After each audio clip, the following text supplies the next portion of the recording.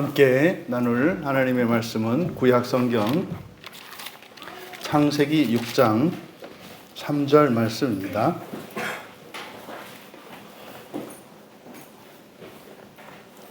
창세기 구약 성경 7쪽에 있습니다. 우리 같이 한 목소리로 함께 읽겠습니다. 여호와께서 이르시되 나의 영이 영원히 사람과 함께하지 아니하리니 이는 그들의 육신이 됨이라. 그러나 그들의 날은 120년이 되리라 하시니라. 아멘. 아멘. 본문 말씀은 사람의 수명이 왜 120년이 되었는지 정확하게 규정하고 있는 성경 본문이고, 사실은 그래서 이 120년의 기간이 이제 방주를 짓는 노아가 홍수 심판에서 방주를 짓는 데 걸리는 소요되는 시간이 이제 120년입니다. 그것과 일치하게 됩니다. 그래서 이 120년이라고 하는 이것은 사람의 인생을 말하는데, 어떤 사람에게는 그게 100년이 될 수 있고, 어떤 경우에는 안타깝게도 태어난 지 며칠이 안 될 수도 있습니다. 그래서 이 120년은 상징적이고 은유적인 의미, 그리고 실질적인 의미가 있는데, 성경은 그렇게 이야기하는 거죠. 120살까지 살 수 있다라고 말씀을 하는 것이고, 또 어떤 사람이든지 이 세상에 태어나서 죽을 때까지의 그 시간, 그것을 또한 120년이라고 하는 겁니다. 그런 의미에서 우리는 인생을 좀 오래 산 사람과 오래 살지 못한 사람 사이에 거기에서 어떤 희비가 엇갈리는 것처럼 생각하는데, 성경은 그렇게 이야기하지 않습니다. 일주일을 살든 일주일을 살았느냐 100년을 살았느냐, 그것이 중요한 게 아니라 과연 그에게 주어진 그 인생을 온전히 잘 활용하고 잘 살았는가, 이것이 관심사입니다. 오늘날 많은 사람들이 그저 오래 사는 일에만 여념이 없어서 그 살아가는 이유와 목적을 잃어버리고 있습니다. 여러분, 대책도 없이 그냥 오래 살기만 하고, 정말 해야 할 일을 하지 않고 오래 산다는 것은 그 사람에게는 오히려 저주가 될 수 있습니다. 그래서 우선 이 본문 말씀을 나누기 전에 오늘날 잘못된 이 시대 정신 중에 하나가 그저 무조건 오래 살면 다라고 하는 이런 생각, 이것이 반성경적이고 매우 잘못된 것임을 깨달았으면 좋겠습니다. 그래서 우리가 관심을 써야 하는 것은 오래 사는 데 관심을 쓰는 것이 아니라, 그것이 몇 년이 될지라도 나에게 주어진 삶을 온전히 잘 사는 데 마음을 쏟아야 합니다. 그러니까 교회 밖에서는 그렇다 손치더라도 정말 부활의 소망을 살아가고 있는 교인들조차도 단지 이 지상에서의 생명을 늘리는 일에 큰 가치를 두고 의미를 두고 거기에 시간과 자원과 힘을 허비한다면 이처럼 안타까운 일이 없습니다. 물론 성경은 분명히 장수는 하나님이 주시는 복 가운데 하나입니다. 그런데 장수 이전에 전제 조건이 있는 거예요. 온전함입니다. 온전함이 있고 난 뒤에 장수가 의미가 있지, 온전함이 없다면 일찍 죽는 것이 복이다라고 이야기를 합니다. 오늘날 우리들이 살고 있는 우리들의 삶의 태도, 우리의 마음가짐을 한번 되돌아볼 수 있는 그런 시간이 되길 바라고, 오늘 우리가 이 본문 말씀을 가지고 살펴보려고 하는 것은 심판하지 않고 끝까지 믿어주시는 창조주의 마음입니다. 하나님의 마음이 어떤 마음이다? 심판하지 않고 끝까지 믿어주시는 마음. 이것이 어떤 의미인지, 그리고 우리가 하나님의 마음을 닮아가려고 하는데 그 의미가 무엇인지, 그리고 우리가 하나님의 마음을 담기 위해 어떻게 살아야 하는 것인지 교훈을 얻을 수 있는 복된 시간이 되기를 바랍니다. 이 창세기 6장 3절은 제가 만난 성경 구절 가운데 굉장히 중요한 구절 중에 하나고, 제 인생과 신앙의 여정 속에서 답을 얻지 못했던 많은 신앙의 문제, 하나님에 대한 그리고 구원에 대한 이렇게 혼란스럽고 정말 답을 내릴 수 없었던 그런 것에 답을 얻게 한 성경 구절입니다. 그만큼 중요한 구절입니다.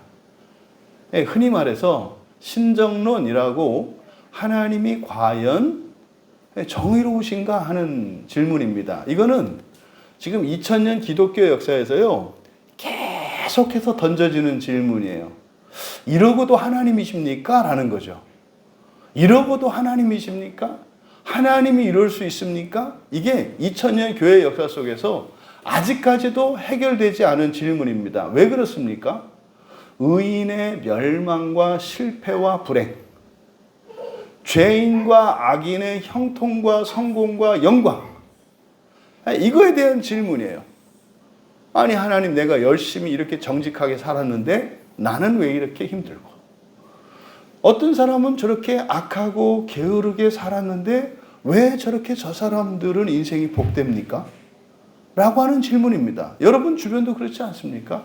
심지어 다른 사람은 차치하고라도 여러분 인생을 놓고 보더라도 여러분이 열심히 했을 때만큼 똑같이 좋은 결과가 나오냐면 그렇지가 않잖아요. 어떤 때는 그것보다 훨씬 조금 했는데도 더 좋은 결과가 생겨서 감사하고 은혜롭고 찬양을 하죠. 근데 그때 감사하는 거는 좋은데, 문제는 조금 더 열심히 조금 더 많이 했을 때 그에 상응하는 어떤 기대치가 나오지 않으면 이제 하나님하고 이제 씨름한다 이 말이에요. 내가 말은 안 해서 그렇지 하나님이 되셔가지고 어떻게 그 도리도 모르시고 그러시는가? 이런 질문이 계속 반복되지 않습니까? 사실은 그런 하나님의 일명 신정론이라고 하는, 여러분들도 다 가지고 있는 생각입니다. 그거에 대한 확실한 답을 주는 본문이 구절이 이 구절이에요. 그러니까 창세기 6장 3절이 이게 번역이 잘못되어 있어서 이 구절 하나에 사실은 그러니까 원래 창세기 6장 3절을 통해서 하나님 주신 이 말씀이 이렇게 가려져 있으니까, 그러니까 이 말씀을 알았더라면 다 이해할 수 있는 일들을 이해하지 못하는 거예요. 그러니까요, 성경을 보면 볼수록 정말 이 마귀가 하는 가장 핵심적인 일은 성경을 가리고 성경을 왜곡시키는 일이구나. 또 성경 말씀만 사람들이 제대로 알아듣지 못하게 하면 무엇을 해도 상관이 없어요. 왜냐하면 반드시 언젠가 절망하게 될 것이고, 반드시 언제나 회의에 빠지게 될 것이고, 반드시 언젠가는 힘이 빠져서 나락에 떨어지고 말 것이기 때문에 그렇습니다. 그러면 이 창세기 6장 3절의 이 말씀이 원래의 뜻은 무엇이냐? 거기에 여러분이 함께 하다라는 단어에 밑줄을 치시고, 이미 예전에 이제 우리 교회에서 한번 설교했던 본문이기 때문에 아시는 분들이 많죠. 여기서 함께 하다라고 번역된 이 단어는 히브리어로 딘이라는 말입니다. 딘. 딘이라는 이름, 이 딘은 심판하다라는 동사거든요. 심판하다, 판단하다라는 뜻을 가진 말이에요. 그러니까 요 딘에서 유래한 12지파 중에 하나의 이름이 단입니다. 단. 그래서 12지파에 단지파가 있잖아요. 이 단이 바로 재판장, 심판자의 그런 의미를 가지고 있는 지파입니다. 그래서 이 딘은 심판한다는 뜻이에요. 그러면 지금 우리말 성경에 나의 영이 영원히 사람과 함께하지 않을 것이다 이렇게 되어 있지 않습니까? 그러니까 이거는 함께하지 않는다는 의미가 아니라 어떤 의미라고요? 심판하지 않을 것이다. 여러분, 심판하지 않는다는 것은 두 가지 의미가 있어요. 악한 사람은요, 악한 짓을 해도 악한 것으로 인해서 벌을 받거나 저주를 받는 일이 없다는 얘기예요. 또 의롭고 선한 일을 하는 사람도 그것으로 인해서 그 사람이 한 의로운 일과 선한 일 때문에 보상을 받거나 그것 때문에 인정을 받는 일이 일어나지 않을 수도 있다는 얘기예요. 그러면 하나님이 심판하시지 않으신다는 것은 무슨 뜻입니까? 그냥 모르는 채 내버려 두신다는 거예요. 그런데 이게 그냥 모르는 채 내버려 두시는 게 아닙니다. 이게 떠나는 것이 아니거든요. 떠나는 게 아니라 심판하지 않고 채점을 한다는 겁니다. 여러분, 이런 어떤 운동 경기든지 간에 채점 기준이 있고 정해진 시간이 있지 않습니까? 그러면 일정 시간이 끝나고 나서 승패가 결정이 되잖아요. 아니 뭐 축구를 한다손 치더라도 뭐 축구보다 야구가 더 그렇겠네요. 야구 같은 경우에는 뭐 9회 말 역전이라는 게 있으니까 이 야구의 묘미가 그거지 않습니까? 예? 이 8회까지 뭐 9회 초까지 완전히 지고 있다가 9회 말에 말이죠. 말로 홈런을 연속해서 2번 쳐가지고 뭐 그냥 8점을 내서 확 뒤집는 뭐 이게 뒤집어지죠 세상이. 끝나야 하는 거죠. 그러니까 어느 누구도 야구에서 9회 말이 끝나기 전까지는 승패를 가늠할 수가 없는 거예요. 어떻게 될지 모르는 거예요. 그러니까 마치 인생을 하나님께서 뭐라고 하신 겁니까? 인생 전체를 시작과 끝을 통째로 심판하신다는 얘기죠. 통째로. 그래서 그때마다 사사건건 심판하시는 게 아니라 어떻게 하신다? 통째로 심판하신다는 얘기예요. 그 기간, 인생의 기간을 120년으로 한 겁니다.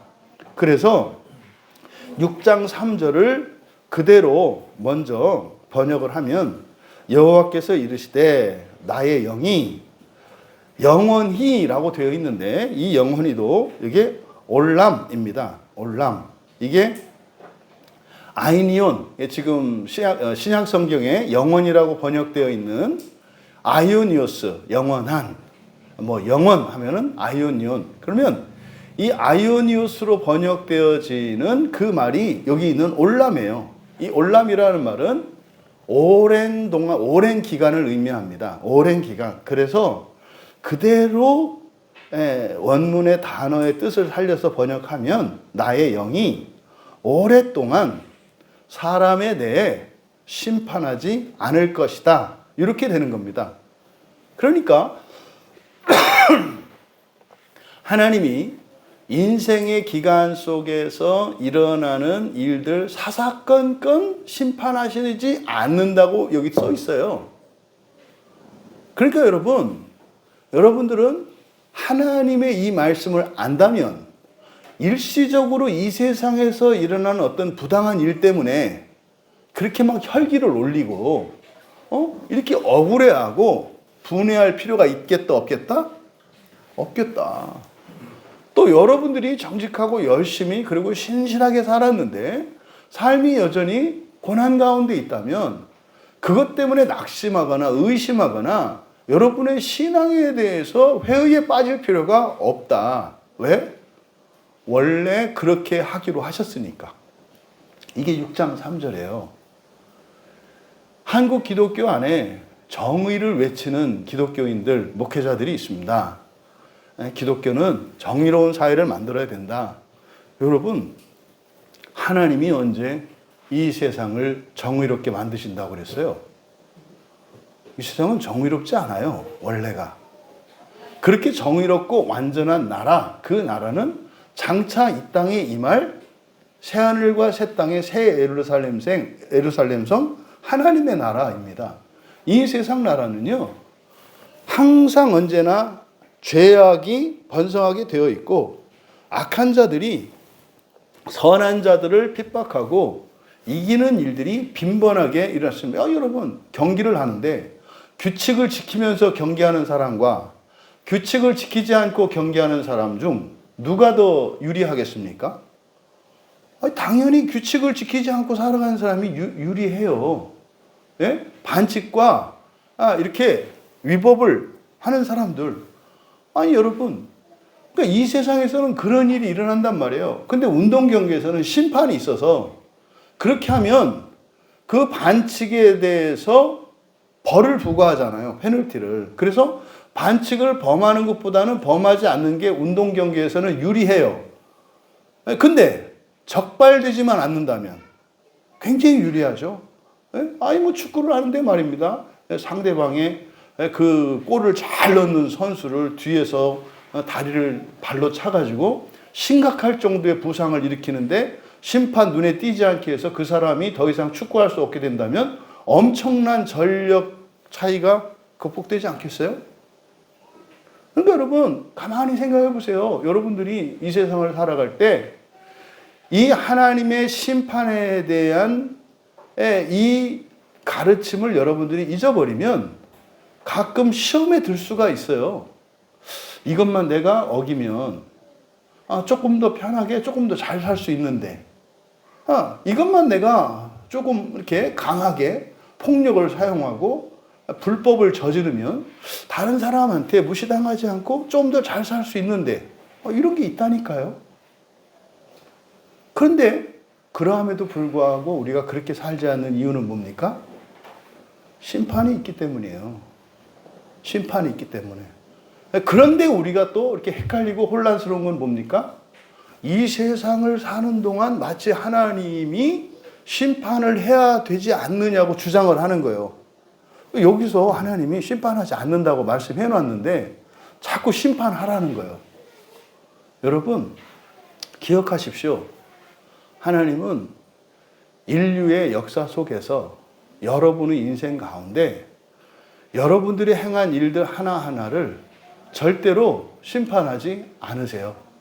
왜요? 하나님이 그렇게 말씀하셨으니까. 이 얘기는 뭡니까? 인생을 사시되 인생 전체가 심판을 위해서 우리에게 주어진 기회라는 사실입니다. 심판을 위해 사셔야 되는데 그래서 하나하나의 사건에 그저 일희일비할 것이 아니라 우리 인생 전체의 온전함을 위해서 사셔야 한다는 것을 우리가 알아야 합니다.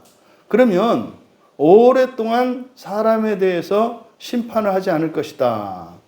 사실은 요 바로 앞에 1절과 2절에 어떤 내용이 있습니까? 이게 하나님의 아들들, 천사들이거든요. 사람의 딸들과 혼인하는 일이 일어나요. 하나님께서 이 창조 섭리에서는 이 자연계의 질서가 있습니다. 식물과 동물, 동물에서도 그 종류가 다릅니다.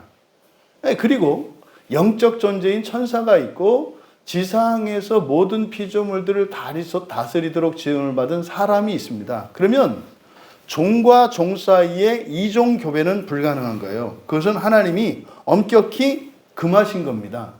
그런데 영적 존재인 영적 피조물인 천사가 사람과 혼인을 해서 그 사이에 자식을 낳았다는 거예요. 이것은 이 창세기 6장 2절에 있는 이 사건은 장차 동정녀인 마리아에게 성령으로 말미암아 잉태되는 사건에 대한 구약의 예표적 사건입니다. 영적 존재와 사람 사이에서 자식을 낳을 수 있다 없다? 있다는 거예요. 있다는 거. 그러니까 지금 6장 2절에 아내로 삼았다 해서 여기서 태어나는 천사와 사람 여자 사이에서 태어나는 그 아이, 이게 이제 거인족 네피림입니다. 그러니까 영적 존재인 천사와 사람 사이에서 뭐 할 수 있다? 아이가 태어날 수 있다.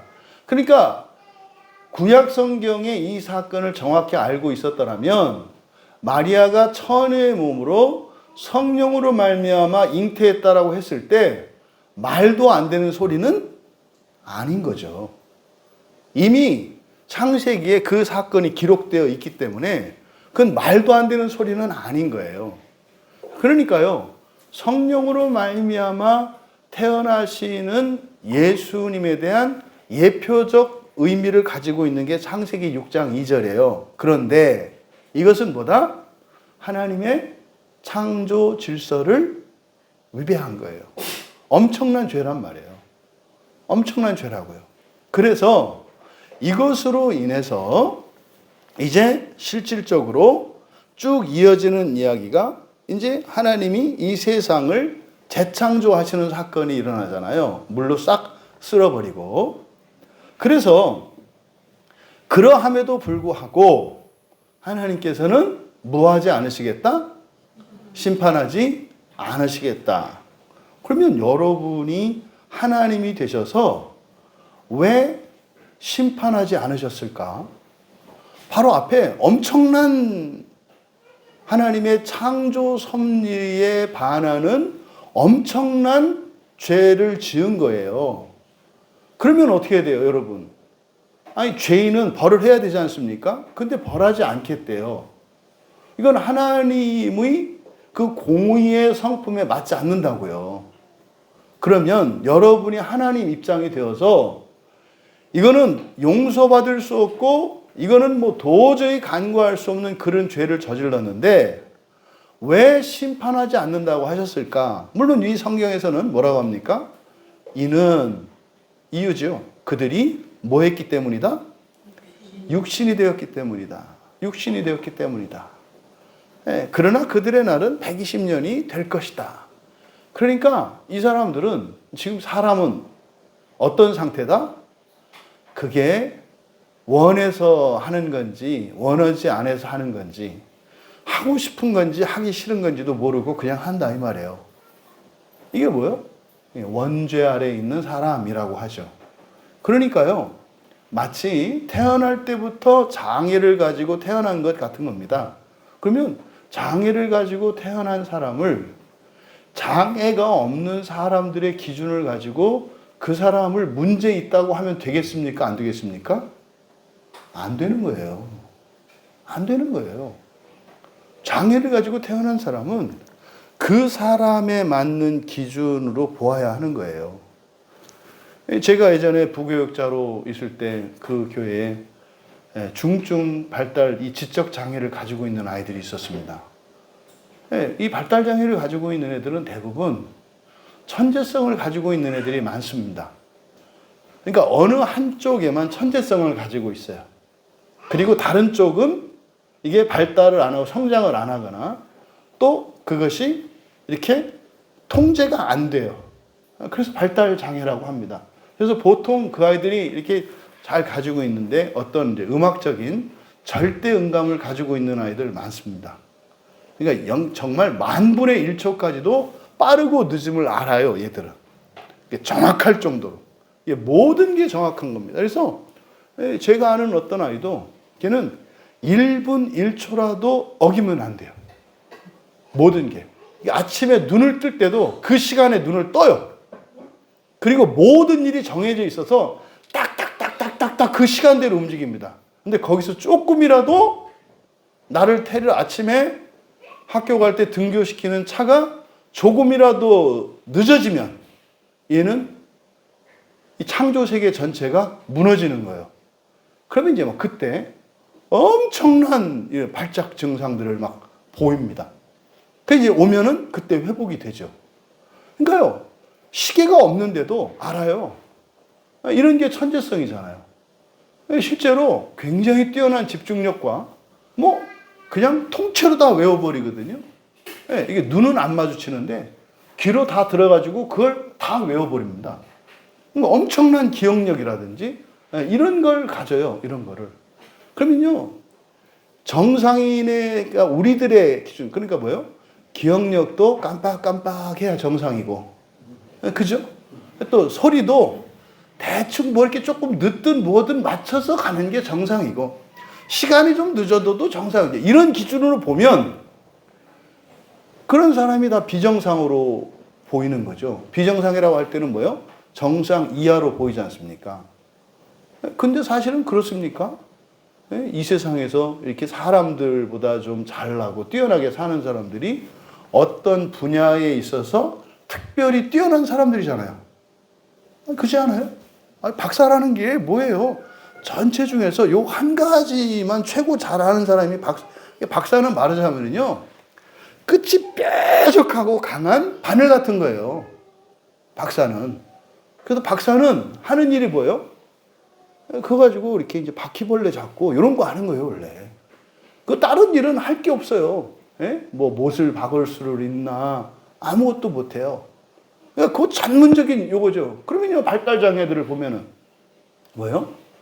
걔들은 박사가 되고도 남은 애들이거든요. 근데 뭡니까? 내가 원하는 어떤 이러저러한 이 조건들, 기본들을 갖추지 않으면 아무리 뛰어나도 인정 안 해. 그게 무슨 말이에요? 아무리 뛰어나도 나보다 한 가지라도 못한 게 있으면 완전히 무시할 수 있는 게 사람이다 이 말이에요. 그잖아요, 여러분이. 특히 텔레비전에 나오는 유명인들이나 정치 지도자들이나 특히 이제 우리 학생들 같은 교수들이 왜 이렇게 못 가르치는지. 뭐 이렇게 하면 내가 해도 저럴 것 같은데 일단 교수가 되고 나서 얘기하라고. 일단 되고 나서 이제 해보면 안다 이 말이죠. 근데 이 죄 있는 사람의 이 묘한 속성은 뭡니까? 한 가지라도 나보다 좀 못한 게 있으면 그 사람을 어떻게 볼 수 있어요? 나보다 못한 사람으로 볼 수 있어요. 그래서 텔레비전에 나온 사람은 다 쟤, 걔 이러잖아요. 뭐 쟤 누구. 아이고, 여러분 얼마나 이 사람이 정말 모순된 존재고 좋게 얘기하면 얼마나 신비로운 존재인지. 여러분 잊지 마십시오. 우리가 육신이 되었기 때문에 정상적으로 생각할 수 없고, 그리고 정상적으로 느낄 수 없고, 정상적으로 계획하고 뜻을 세울 수가 없어요. 게다가 자기가 원하는 건지 원하지 않는 건지도 몰라. 그러니까 이 거짓에 완전히 사로잡혀 있고 오류 속에 빠져 있다 이 말이에요. 이거를 전적 타락이라고 해요, 존재론적으로. 그러니까 이거는요, 나를 포함한 이 세상 모든 사람들이 그런 상태예요. 이것을 육신됨이라 이렇게 말을 하는 거예요. 그러니까요, 이 사람의 진심을 알 수가 없어요. 그렇죠? 여러분들이 이제 마음 기경을 하시면 효과가 뭐냐면 상대방의 진심을 알 수가 있어요. 상대방의 진심을.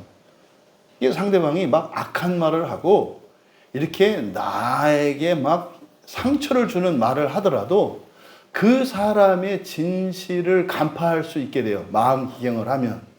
그러면 그 사람은 나를 저주했는데 그때 여러분이 그 사람의 진심을 말로 하는 거예요.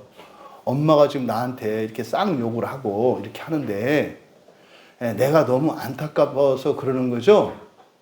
그럼 엄마가요, 갑자기 백설공주로 바뀌어요. 그래, 이렇게 되는 거예요. 금방까지 막 그냥 욕과 저주를 막 퍼붓다가 진실을 딱 얘기하면 그 진실 앞에서 그 영혼이 확 나와서 말을 해요. 그래, 말은 잘하네. 이러고 가버리는 거예요.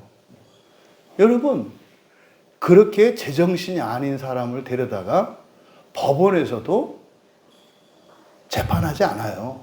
그 사람들을 뭐라고 그래요? 법적인 용어로 치산자라고 해요. 치산자, 금치산자. 그래서 그 사람들은 재판을 하는 게 아니라 어디로 보내요? 정신병원으로 보낸다고요. 그 나중에 뭐 할 때까지? 정신 돌아올 때까지 기다리죠. 그래서 정신이 없어서 정신에 문제가 있어서 저지른 그것은 범죄로 보지 않는다고요. 그게 성경적 근거가 뭐예요? 창세기 6장 3절이에요. 왜? 내가 오랫동안 심판하지 않을 것이다. 왜냐하면 그들이 금치산자이기 때문이다. 이게 지금 그들이 육신이 됨이라라는 말이에요. 이해되십니까? 그러면요, 우리들은 똑바로 살고 똑바른 행동을 하기 위해서 살아갈 것이 아니라 먼저 무엇을 위해서 살아야 돼요? 정상이 되기 위해서 살아야 한다고요. 정상이 되기 위해서 살아간다. 근데요, 정상이 될 생각은 안 하고 정상이 되었을 때 하는 일을 하기 위해서 살아가. 그러니까 뭡니까? 마치 옆으로 가는 개인데 앞으로 가려고 노력하면서 사는 거예요. 그러니까 어떻게 해요? 본능적으로 옆으로 가는데 앞으로 가려니까 이렇게 하면서 막 이렇게 가려니 얼마나 힘들겠어요. 근데 그래 본들 옆으로 많이 앞으로 조금이잖아요. 그리고 나서 어떻게 막 자괴감에 빠지는 거죠. 내가 과연 구원받았나? 아니, 일단 앞으로 가는 존재, 그러니까 바른 온전한 제정신인 존재가 되는 게 우선이죠.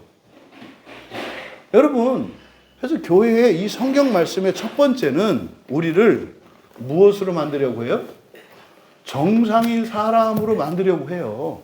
정상인 사람이라고. 근데 이게 뭡니까? 이 시작이 뭐다? 우리의 마음이다. 우리의 마음이다.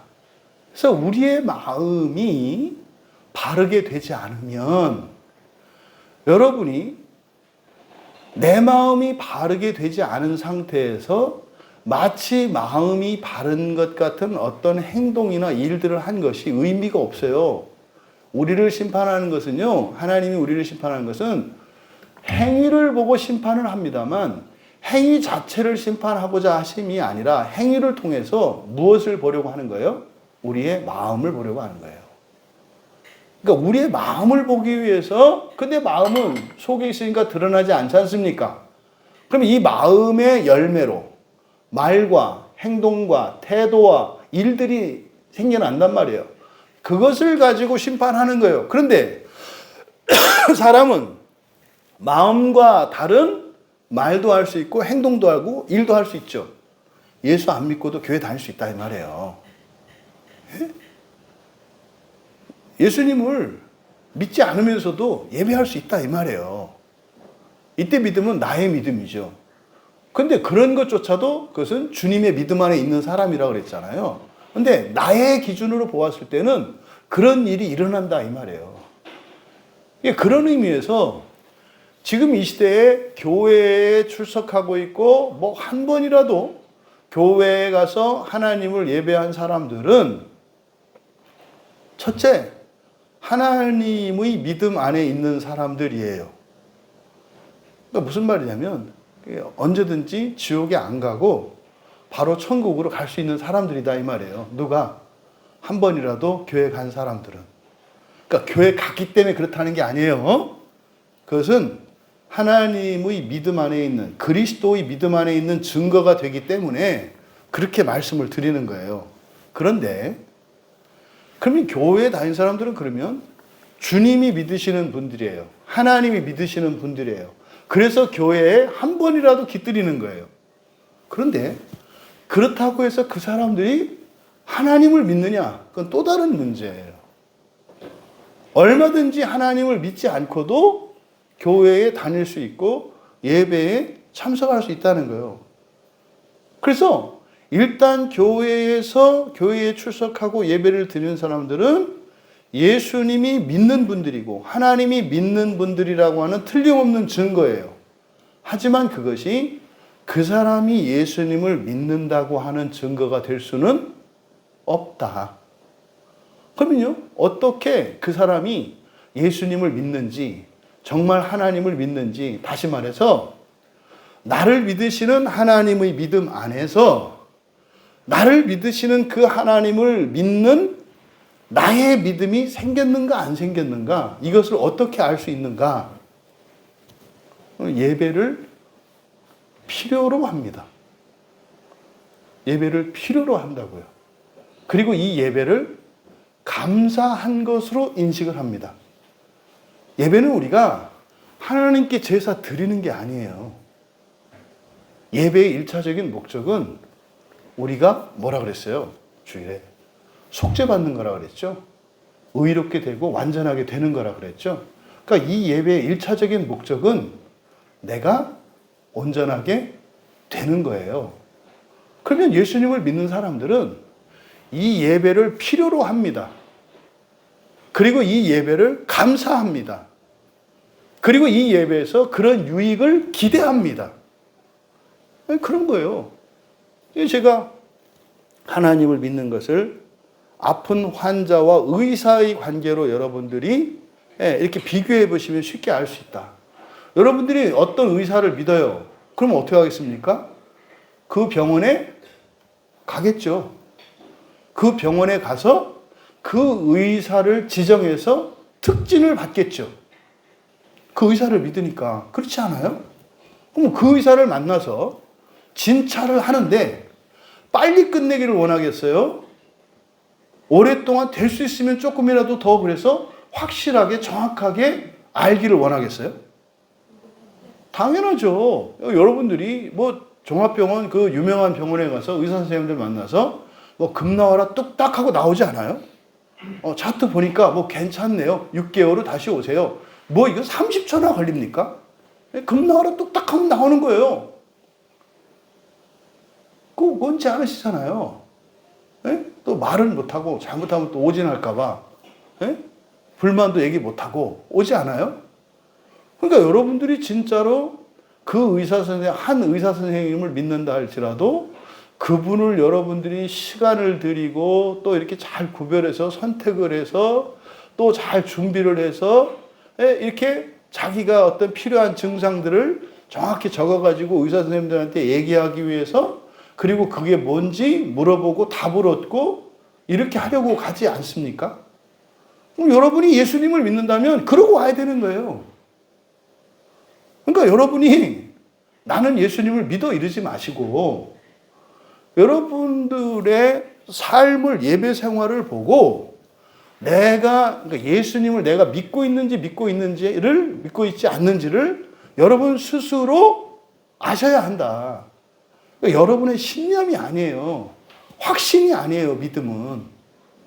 여러분이 믿으면 믿는 것이 그 믿음은 능력으로 나타나요. 믿음은 일하거든요. 그래서 여러분들이 또 믿음이 없으면 또 구원 못 받는다고 그랬는데 그거 아니니까 걱정하지 마시고 내가 정말 지금까지 신앙생활을 해왔는데 예수님을 믿고 있는지 믿고 있지 않았는지를 점검해 보셔라.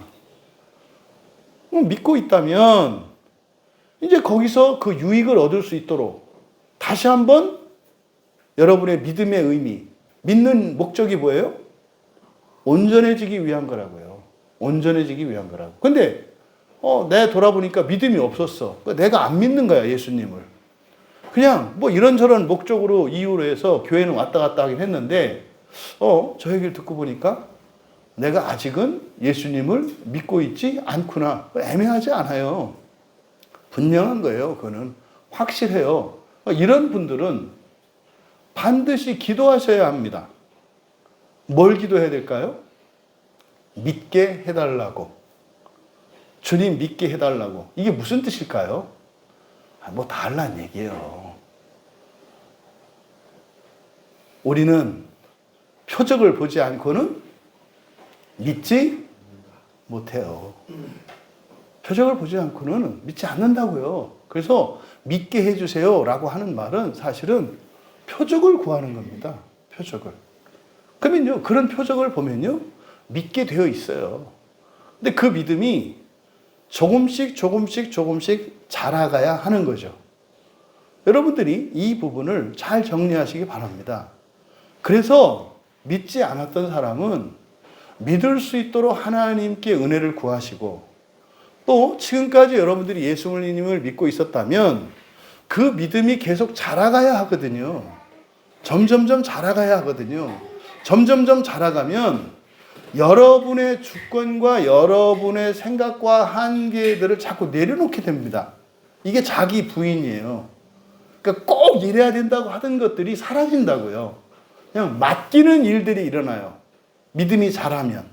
그래서 믿음이 있는 분들은 과연 내 믿음의 성숙이 일어나고 있는가를 여러분들이 점검해 보셔야 해요. 그러면 일단 믿음이 있는 분들은 첫째로 여러분들이 더 하나님을 믿으려면 어떻게 되겠습니까? 말씀이에요. 믿음이 없는 사람들은 표적을 통해서 표적을 보고 믿음을 가지겠습니다만 표적을 보는 것으로 믿음이 성장하지는 않아요.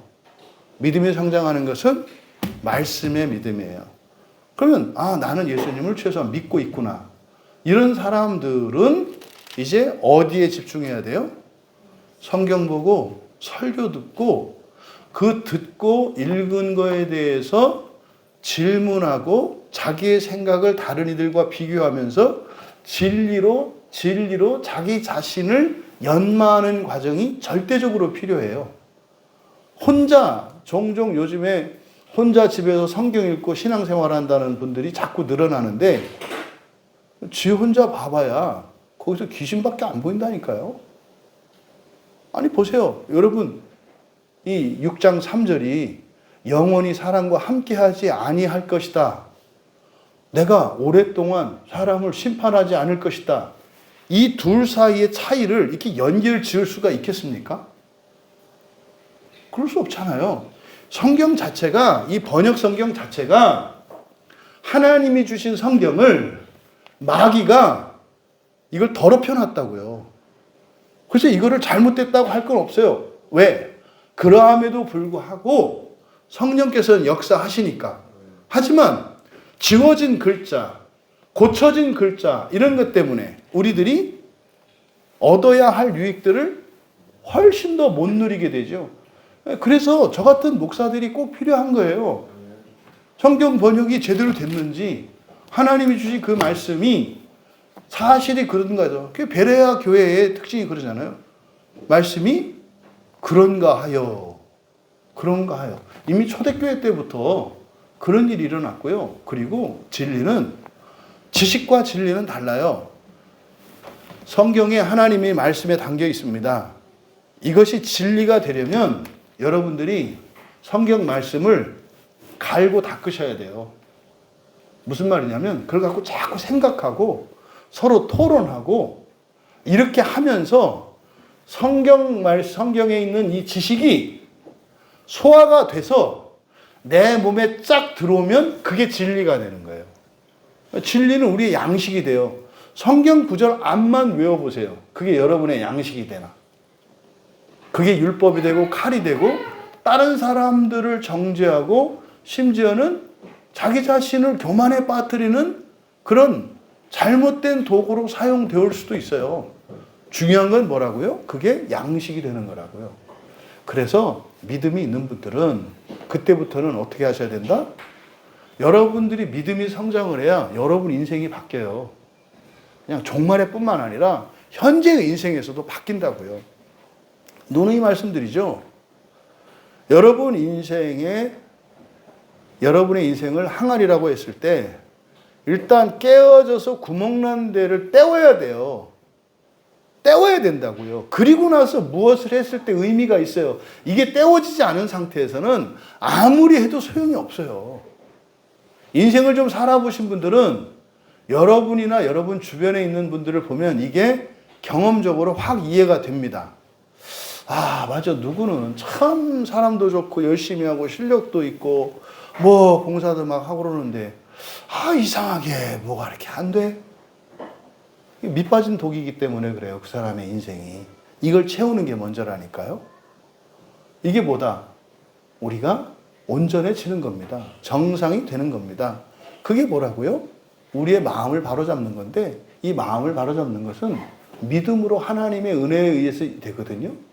그래서 1차적으로 여러분의 마음을 바로잡으려면 내가 예수님을 믿는지 않는지 점검하시고 믿지 않는 분들은 예배 생활에 예배 참여하는 것에 의미를 두시고 그리고 기도하면서 기다려라. 만약에 여러분들이 믿음을 가지고 있다면 참여해서 하는 것으로는 여러분들에게 실질적인 유익이 되지 못한다. 그런 사람들은 어떻게 해야 된다? 성경을 더 읽고 연구하고 설교를 듣고 정말 이것을 여러분의 것으로 만드는, 그래서 진리로 만드는 과정이 절대적으로 필요하다. 그래서 성도의 교제는 절대적으로 필요한 거예요. 그러지 않고서는 그게 내 것이 되지 않습니다. 그랬을 때 결과적으로 우리의 마음이 바르게 되는 거예요. 그랬을 때 하나님의 은혜 외에는 우리의 마음을 바로잡을 수가 없습니다. 그런데 이 세상 사람들의 상태가 어떤 상태다? 육신의 상태다. 네?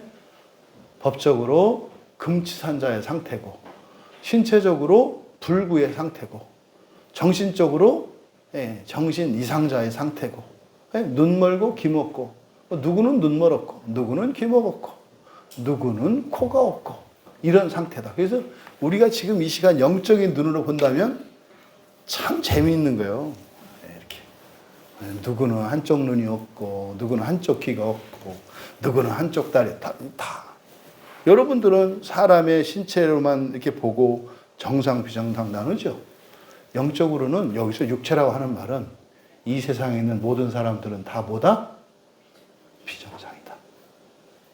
그러니까 우리가 누구의 어떤 것을 보고 정상이다, 비정상이다, 이거 하는 얘기가 얼마나 웃기냐고. 네? 오죽하면 주님이 그러셨을 거예요. 지 눈에 들어있는 들보는 못 보고 남의 눈에 있는 조그만 티끌은 본다고. 그런 거죠. 두 다리 없이 길바닥에서 이렇게 동료하고 살아가는 사람이 어떤 사람이 한쪽 다리를 쩔뚝쩔뚝 하고 하니까 배꼽을 잡고 웃는 거예요. 저 걸어가는 거 저게 사람이냐? 두 다리가 없어서 길바닥에 앉아있는 사람이 누가 옮겨주지 않으면 그 자리에 그냥 비가 오든 눈이 오든 있을 수밖에 없는 사람이 한쪽 다리라도 있어가지고 목발 짚고 걸어가는데 뒤뚱뒤뚱 하는 걸 보고 우습다고 얘기한다 이 말이에요. 여러분, 이런 어리석음을 범하는 우리가 되지 않기를 바랍니다. 우리는 모두가 불구와 같은 사람들이기 때문에 다른 사람의 허물이나 잘못이나 이런 것을 책잡는 것은 굉장히 어리석고 미련한 짓입니다. 이것이 지금 6장 3절에서 우리에게 하는 말씀입니다. 하지만 기억하셔야 합니다. 120년 동안이에요.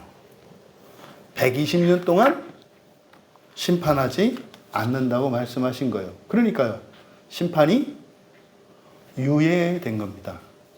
심판이 유예된 거예요. 유예라는 말이 무슨 말인지 아시죠? 네. 유예라고 하는 것은 그 심판으로 인해서 받아야 할 벌이 뒤로 늦춰진 건데 일정 기간이 지나면 그거로 받을 벌이 사라지는 걸 말해요. 유예라고 하는 것은. 그러니까 120년의 인생을 사는 동안 우리가 받아야 할 벌들이 유예가 돼요. 120년 동안. 그래서 120년이 지나고 나면 이 모든 벌들을 하나도 받지 않아도 될 수 있는 거예요. 그런데 유예 기간에 만약에 또 다른 범죄를 저지르면 어떻게 됩니까?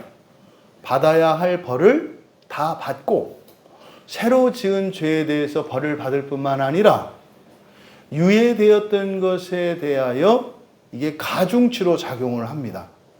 그러니까 여러분들이 예수님을 믿고 구원을 받은 사람이 여러분의 마음을 바르게 하지 않고 죄에서 돌이켜 점점점 의롭고 거룩하게 되지 않는다면 가중치가 있다는 사실을 여러분들이 기억하셔야 돼요. 근데 그거는 걱정할 필요가 없습니다. 그 얘기를 하는 건 뭡니까? 게으름을 피거나 할 생각을 하지 말라는 거지, 잘못하면 예수를 믿었기 때문에 인생이 더 괴로워질 수 있다, 이런 얘기가 아닌 거죠. 그러면 6장 3절에 이 말씀을 정리하면 결론적으로 어떤 얘기입니까? 첫째, 반드시 심판이 있어요. 그런데 사는 동안은 심판이 없다. 그래서 예수님이 이 땅에 오셨을 때도 하나님이시지만 심판하러 오신 것이 아니다라고 말씀하셨던 것은 창세기 6장 3절 말씀을 다시 하신 것에 불과해요. 그러니까 아마 예수님이 그 말씀을 하신 것을 보면 초대교회 때 그리고 유대인들도 이 6장 3절 말씀을 제대로 번역하지 못했던 것 같아요. 지금 우리말 성경으로 이렇게 함께하지 않겠다라고 번역되어 있지 않습니까? 이렇게 번역한 이유가 70인역 성경이에요. 헬라어로 번역한 70인역 성경이 이 단어를 이렇게 바꿔서 번역을 해놓았어요. 함께 거하다라고. 그러니까 우리가 신약 성경에서 예수님이나 사도들께서 구약 성경을 인용할 때 70인역을 인용을 하시는데 70인역이 절대적이진 않다 이렇게 말씀드렸잖아요. 구약 성경의 절대적인 기준은 히브리어 성경인데 70인역 성경은 그때 당시에 히브리어에 정통했던 유대인 학자들이 헬라어로 번역한 것이기 때문에 상당 부분 구약, 우리가 이해할 수 없는 히브리어로 된 구약 성경의 내용들을 보다 정확하게 알 수 있는 큰 유익이 있어요.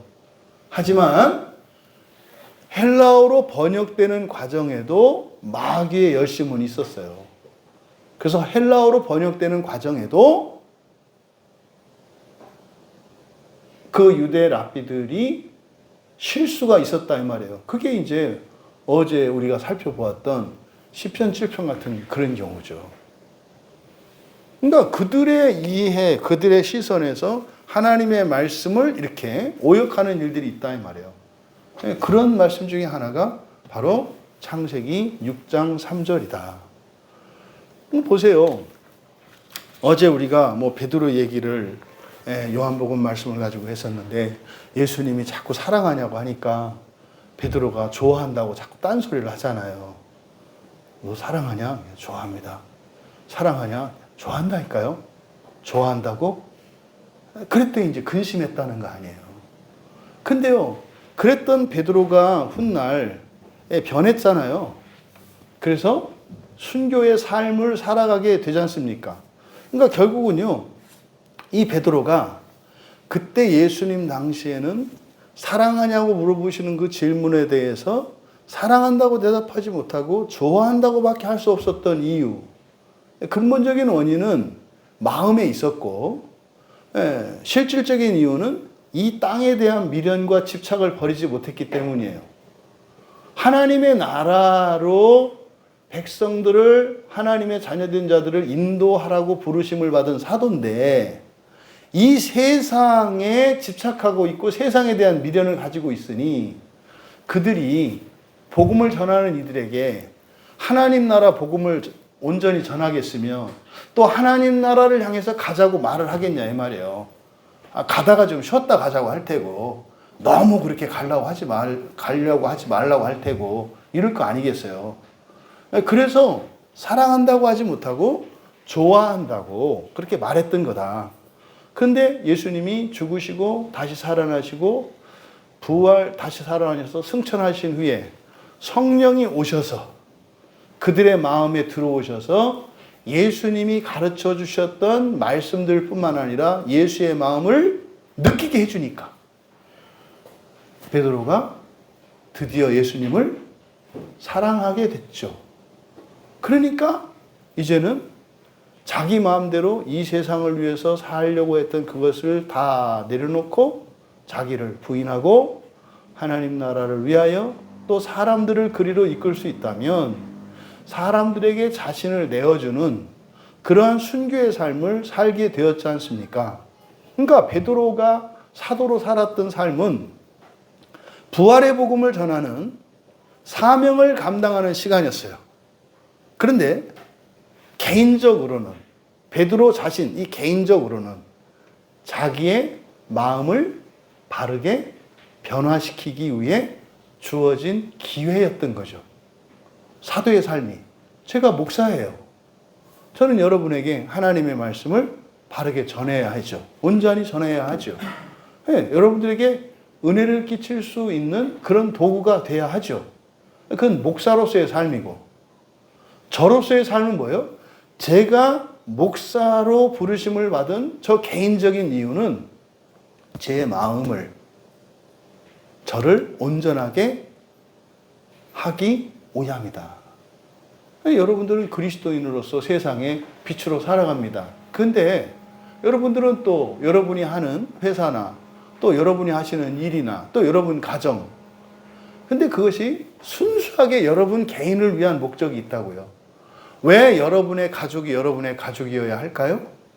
또 여러분의 일터가 왜 여러분의 일터이어야 하고 여러분 일터에 함께하는 그 동료들이 왜 그분들이 여러분의 동료이어야 할까요?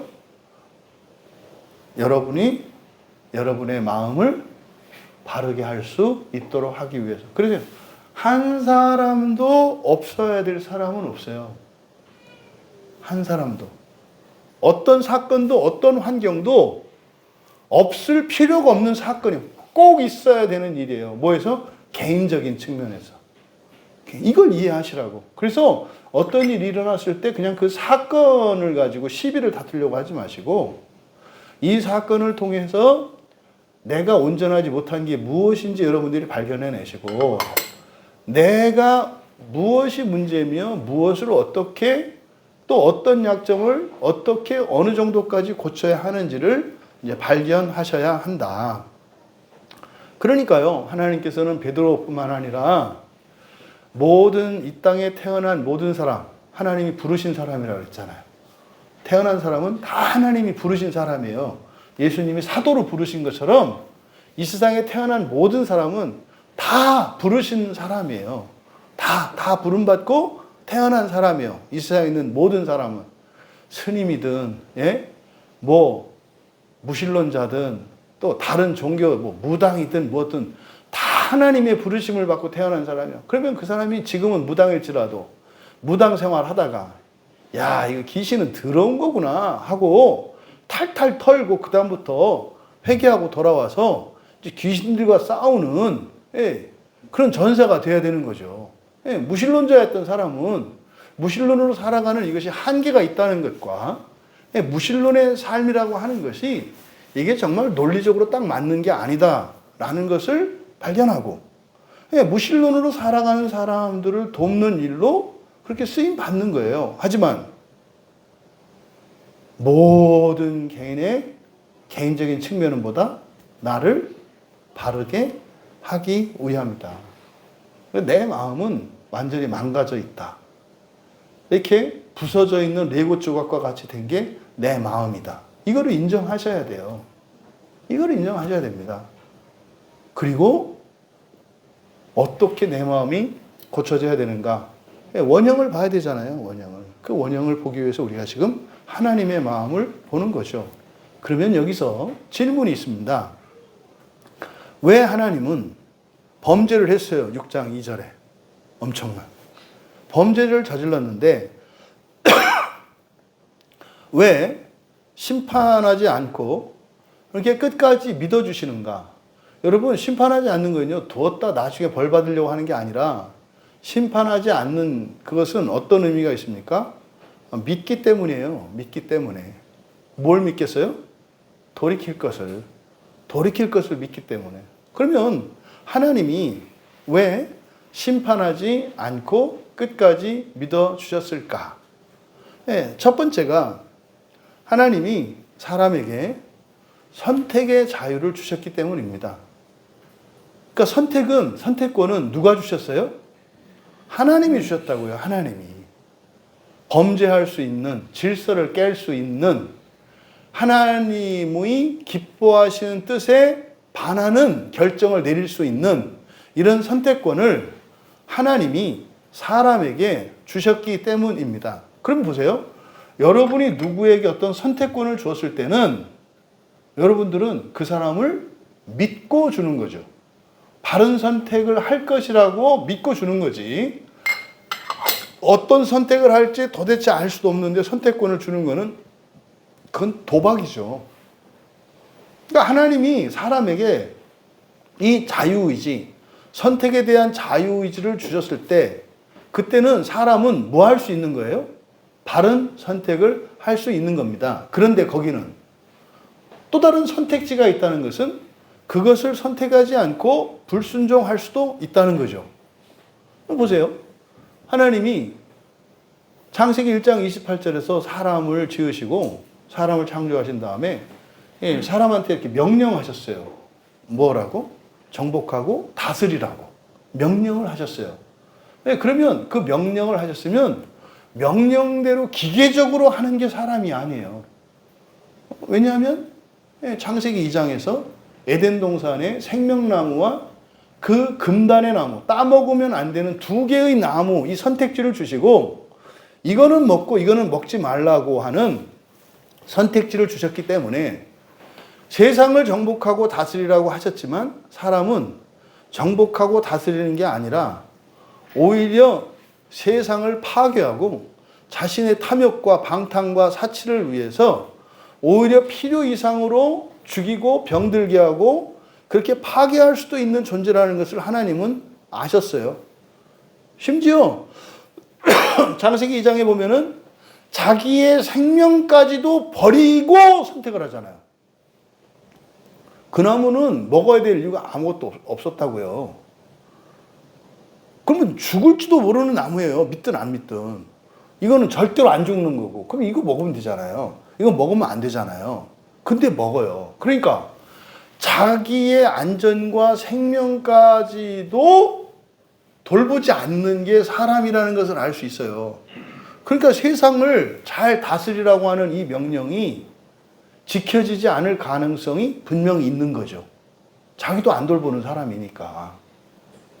그래서 이런 선택권 자체가 하나님이 우리에게 주신 것이기 때문에 하나님은 우리를 끝까지 믿어주시고 기회를 주셔야 해요. 왜? 우리가 불순종할 걸 아셨으니까. 그러니까요. 우리가 순종할 때까지, 다시 말해서 우리가 우리의 마음을 고칠 때까지 하나님은 무한정이라도 기회를 주셔야만 하는 거죠. 그렇지 않으면 진짜 하나님이 수없이 기회를 주시고 아무리 우리가 잘못을 해도 끝까지 기다려주지 않는다면 우린 소망이 없어요. 처음 만드신 아담도 그렇게 불순종했는데 우리 같은 사람은 뭐 불순종이 너무나 자연스럽고 그걸 아름답게 여기는 사람들인데 어떻게 소망이 있겠어요.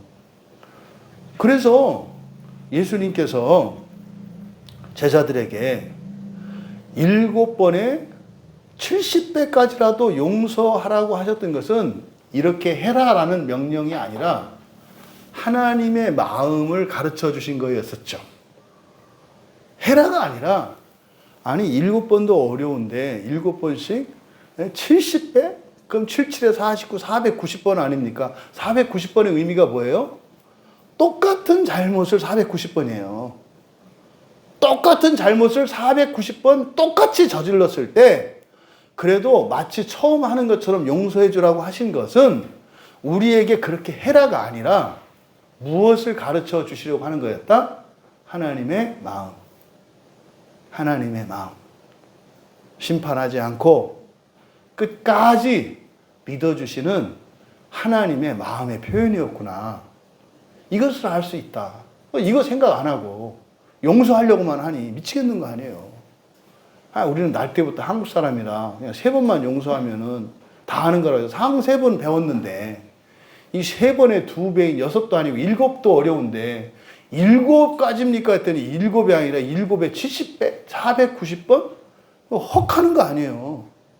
그럼 나는 구원 못 받은 사람인가 보다. 난 틀려먹은 인간인가 보다. 그게 아니에요. 하나님의 마음을 가지지 않고서는 그렇게 할 수 없어요. 하나님은 심판하지 않으시고 끝까지 심판하지 않으시고 끝까지 믿어주시는 하나님. 그래서 여러분들이 여러분의 가족이나 이웃에 있는 누군가가 실수를 하고 잘못했을 때 그는 일회적인 사건으로 딱 잊어버려라. 그 다음날 또 하거든 그것을 처음 하는 것으로 생각해라. 이렇게 하지 않고서는 여러분이 7번에 70배의 용서를 할 수가 없어요. 그래서 다른 사람이 했던 실수와 잘못은 어떻게 해라? 잊어버려라. 왜? 하나님이 그러시거든요. 그래서 하나님은 기억하지 않으신다 그래요. 진짜로 기억하지 않으시거든요. 왜? 하나님의 마음은 심판하지 않으시고 끝까지 믿어주는 분이시기 때문에. 그렇구나. 그렇구나. 부모 자식 간에, 부부 간에 이렇게 하나님의 마음이 적용되지 않으면 그건 진정한 부부나 진정한 가족이 될 수 없어요. 네? 사회생활 할 때는 기억하고 계셔야지. 왜냐하면 신용을 계속 깨는 사람은 하나님이 7번에 70번 그러면 회사 곧 망해요. 그건 그렇게 하는 게 아니지. 사회생활은 전쟁터니까 전쟁의 자세로 임하시고 여러분을 고치는 것은 여러분의 가정과 교회 안에서 하셔라. 그래서 힘이 되거든 사회에 나가서도 하셔라. 하지만 여러분들은 분명히 그것을 기억하셔야 합니다. 예수님께서 하셨던 그 말씀은 바로 죄를 지어도 심판하지 않으시고 끝까지 믿어주시는 하나님의 마음을 가르쳐 주신 거였구나. 왜 그렇다? 하나님이 선택의 자유를 주셨기 때문에. 여러분 이런 질문 다 해봤을걸요? 신앙생활을 좀 진지하게 한 사람들은. 목사님들에게 예전에 했을 거예요. 왜 누구는 구원받고 누구는 구원 못 받아요? 하나님이 다 똑같이 창조하셨잖아요. 하나님이 창조하셨으니까 구원해 주셔야 되지 않아요? 그때 이제 장로교에서 신앙생활 하는 사람들은 매몰찬 목사님들의 대답을 들었어야 했을 거예요. 그건 하나님이 주권이에요. 집사님이 무슨 상관이에요? 뭐 이렇게 들었을 거예요. 또 얘기 들어보면 또 그렇기도 하지. 당신 구원이나 신경 쓰세요.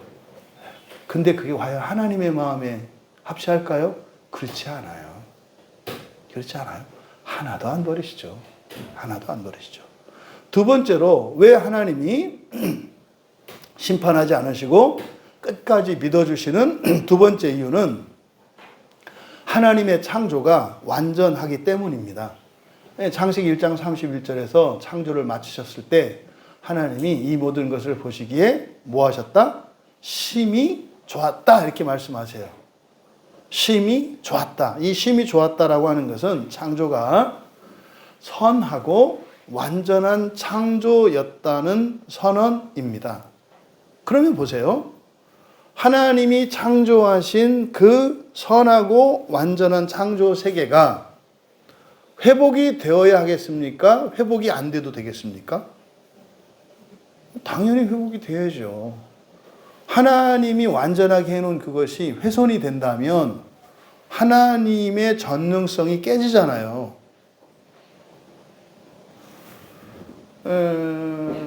우리나라의 대부분의 장로교 목사님들은 그렇게 생각 안 합니다. 하나님이 창조하신 창조 세계가 더럽혀진 상태로 그냥 있어도 상관없다고 대부분 생각합니다.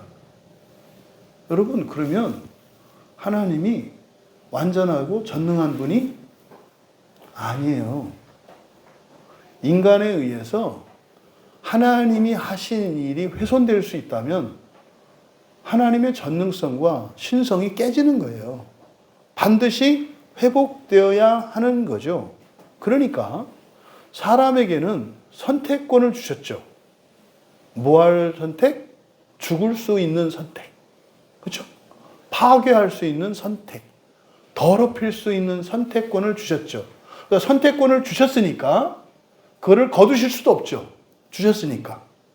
근데 그러면 사람은 막 망가뜨리고 더럽히고 파괴할 수 있어요. 근데 하나님은 완전하고 전능한 분이셔서 하나님의 창조 세계가 원래의 상태로 회복되어질 뿐만 아니라 그것이 파괴되지 않고 더럽혀지지 않았더라면 일어났을 창조의 진전이 일어나야 되는 거예요. 원래 계획이 그러니까. 그러면요, 이거 반드시 돼야 돼요. 근데 사람은 끝까지 더럽힐 수 있어요. 근데 사람에게 선택권을 줬어요. 그러니까 사람이 잘못을 하고 죽더라도 하나님은 어떻게 하셔야 돼요? 심판하지 않고 끝까지 믿고 기다리실 수밖에 없어요. 왜요? 하나님이 이미 하신 일 때문에. 하신 일 때문에. 완전한 창조를 해놓으셨는데 망가뜨릴 수 있는 사람을 창조하셨어. 이게 무슨 일이에요? 그러면요, 이게 망가뜨리는 게 아니라 사실은 원래 완전한 상태를 더 아름답고 성숙시킬 수 있도록 정복하고 다스리라고 한 거거든요. 더 좋게 하라고. 근데 더 망가뜨릴 수도 있다 이 말이에요, 사람이. 그럼 하나님은 하나님이 창조하신 세계가 회복되고 원래 계획했던 대로 이렇게 새 창조로 진전되기 위해서는 그 키는 누가 쥐고 있어요? 사람이 쥐고 있다고요. 그러니까요, 사람이 어떻게 하더라도 믿고 기다릴 수밖에 없어요. 하나님이 하신 일 때문에. 근데 거기에는 뭐 이렇게 긴장감이 감돌거나 야, 저러다 안 되면 어떡하려고 하나님 저렇게 도박을 하시지, 이런 게 아니죠. 하나님은 절대적인 믿음이 있단 말이에요. 왜? 그 완성을 하나님이 하실 것이기 때문에. 그래서 하나님이 죄를 지어도 이 세상에서 심판하지 않고 끝까지 믿어주시는 두 번째 이유가 하나님의 창조가 완전하기 때문인 것이고, 또 하나님이 그런 세계를 망가뜨릴 수도 있는 사람에게 주신 선택권 때문이라는 거예요. 그러면 세 번째로는 하나님은 신실한 분이시기 때문입니다. 하나님의 성품이 신실하세요. 신실하다는 것은 뭡니까? 믿음을 버리지 않는, 믿음에 반하지 않는다는 뜻이에요. 하나님의 믿음은 절대적이라는 뜻이에요. 그래서 신명기 4장 31절에 가면 그가 너를 버리지 않고 너를 멸하지 않고 내 조상들에게 맹세하신 언약을 잊지 않을 것이다. 그래서요, 하나님은 버리지 않으세요. 멸하지 않으세요. 그런데요, 성경에 과연 그렇게 얘기합니까? 성경에서 멸한다, 죽인다, 또 실제로 죽게 하는 일들이 일어나잖아요. 그래서 아모스 선지자가 주 여호와의 눈이 범죄한 나라를 주목하노니 뭐한다? 내가 그것을 지면에서 멸하리라 그래요. 성경 곳곳에서 멸망과 저주에 대한 선언이 있단 말이에요, 분명히. 그런데 성경 전체를 보면 그러함에도 불구하고 일시적이고 임시적인 멸망이지 그게 궁극적이고 영원한 멸망은 아니라는 것을 우리가 알 수 있어요. 그래서 아모스 9장 8절의 하반절은 그렇게 됩니다. 온전히 멸하지 아니하리라. 그러니까 뭐예요? 한 반쯤은 멸하리라. 그러니까 소망이 남아있다 이 말이에요. 소망이. 그래서 시편 106편 23절에서는 그 애굽의 노예가 되었던 이스라엘, 그 이제 멸망당한 상태잖아요. 노예로 있는 거니까, 자유를 다 잃어버렸으니까. 그런데 여호와께서 그들을 멸하리라 하셨으나 그가 택하신 모세가 그 어려움 가운데에서 그의 앞에 서서 그의 노를 돌이켜 멸하시지 아니하게 하였도다. 그러니까 광야에서도 하나님이 막 멸하려고 하시잖아요. 근데 모세가 막잖아요. 또 애굽에 있던 그들을 찾아가서 모세가 하나님께 탄원하잖아요. 살리시잖아요. 그래서 하나님의 신실하심은 죽인다, 멸한다,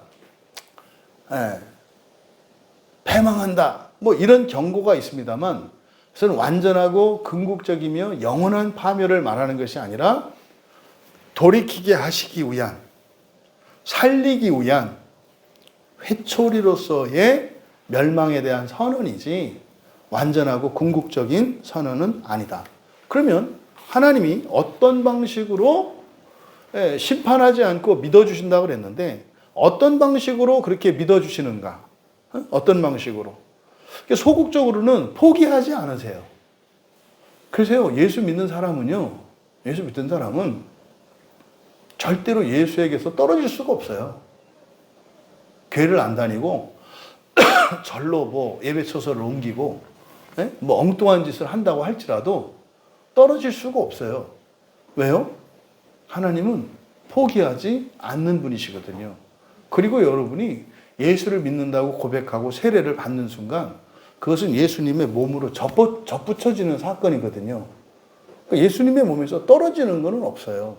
떨어지는 건 없어요. 근데 문제는 우리가 우리 마음이 잘못됨으로 인해서 죽을 길을 막 가.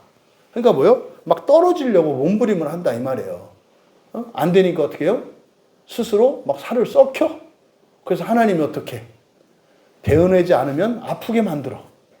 막 스스로 썩어. 막 악취를 풍겨. 그래서 어떻게? 이거를 베어내게 하는 거죠. 이게 마귀가 하는 일이에요. 교회 안에서 어떤 지체의 연약한 모습들이나 잘못이나 이런 것들을 반복하게 함으로써 사람들로 하여금 그 사람을 따돌리게 하죠. 이게 마귀가 하는 짓이거든요. 근데 우리 교회는 절대 그러지 않잖아요.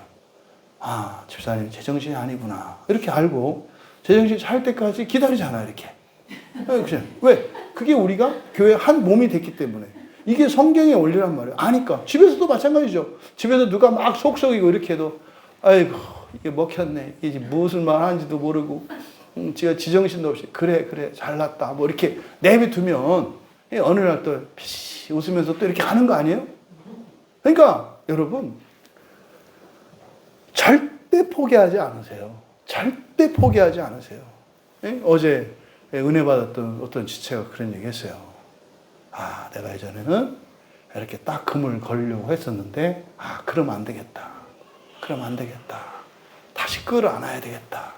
나도 주님처럼 그 수고를 내가 몸에 품고, 비록 죄악을 낳을지라도, 다시 또 그 수고가 내 정수리에 떨어질지라도 또 안아야 되겠다. 왜? 그렇게 또 내가 품는 동안 그것 때문에 내 마음 속에 감춰졌던 허물들이 드러날 거고, 그래서 내 마음이 변화될 거고, 내가 변화되었을 때 내가 품었던 그 수고가, 그 죄악이 선으로 바뀔 걸 알기 때문에. 고통은 내가 받지만, 내가 받음으로써 나를 거쳐서 지나가면서 그게 순화되고 정화될 것을 알기 때문에. 아, 옛날에는 금을 그으려고 했는데, 아, 오늘 설교를 듣고 나서 다시 갔다 끌어안기로 했습니다. 아, 이런 거죠. 맞는 거죠. 그런데 그냥 포기하지 않으시는 정도가 아니라 적극적으로는 구원하시며 도우시죠. 그러면 어떤 방식으로 어떻게 우리를 포기하지 않으시고 구원하시면서 도우시는가? 첫 번째는 언약을 통해서입니다. 언약을 통해서. 창세기 6장 18절에 노아에게 내가 언약을 세우겠다 이렇게 얘기를 해요. 언약을 세우겠다. 너하고 네 아들과 아내와 그 며느리들 전부 다 방주에 들어가게 해라. 그럼 뭐 하지 않겠다? 죽지 않게, 멸하지 않게 하겠다. 그러니까 언약 안에 들어가면 거기에서 하나님이 우리를 새롭게 하시는 구원의 은혜를 입을 수 있는 그 기회를 계속 얻을 수가 있어요. 언약 안에 있으면. 그게 이제 구약에 나오는 언약들입니다. 그래서 또 아브라함과 창세기 17장에서도 창세기 17장 17절에서 너와 네 후손 사이에 영원한 언약을 삼겠다. 내가 너희의 하나님이 되겠다. 너의 하나님, 너의 후손의 하나님이 되겠다. 그러니까요. 언약 안에만 있으면 하나님이 우리를 포기하지 않으실 뿐만 아니라 구원하시면서 도우신다는 사실을 우리가 기억할 수 있어요. 그래서 언약 안에 있는 것이 중요합니다. 이 언약은 또 두 번째로는 율법을 통해서 우리를 포기하지 않으시고 우리를 구원하며 도우십니다. 율법을 통해서. 그래서 이 율법이라는 것은 사실은 하나님이 우리에게 허용할 수 있는 최대의 관용이에요. 사실은. 또 우리의 입장에서는 최소한 우리가 해야 되는, 갖춰야 되는 의입니다. 그래서 율법은요, 사람의 의가 담겨 있어요. 로마서 1장 17절에서 그 유명한 종교개혁의 시발점이 되었던 루터가 은혜를 받았던 이 로마서 1장 17절의 내용에 복음에는 하나님의 의가 나타난다 이렇게 말을 해요. 그때 하나님 할 때 하나님은요 관사가 없어요. 그러니까 신의 의란 말이에요. 그러니까 율법은 사람의 완전함, 그러니까 다시 말해 율법은 사람을 완전하게, 완전한 사람 되게 하는 거고요. 복음은 뭐라고요? 완전한 하나님의 아들, 신이 되게 하는 게 복음이에요. 그러니까 율법은 구약의 이스라엘 백성들에게만 있었던 게 아니에요. 그래서 로마서에서 율법이라는 말과 법이라는 말을 함께 쓴다고요. 율법이라고 할 때는 이스라엘 백성에게 모세를 통해서 주신 법을 가리키는 말이에요. 율법은. 그런데 그 율법의 목적도 뭐예요? 온전한 사람 만드는 거예요. 그러면 다른 나라, 다른 민족도 자기 나름대로의 법이 있죠. 그것도 목적이 뭐예요? 그것도 온전한 사람 만드는 거예요. 그래서 온전한 사람을 만드는 법이라는 점에서는 다른 모든 종교, 도덕, 철학, 법, 관습 이거나 구약의 모세오경의 모세율법이나 같아요. 그 의미는. 이해되시죠? 그런데 복음은 이 세상에 있는 모든 종교나 가르침이나 도덕이나 법은 온전한 사람 되는 겁니다만 복음에는 신의 의가 나타난다 그래요. 그러니까 복음은 뭐 되는 거라고요? 신이 되는 이야기예요. 그게 로마서 1장 17절의 말씀이에요. 구원은 사람이 신이 되는 겁니다. 미쳤군, 이단이군. 그 로마서 1장 17절에 써 있는 얘기예요.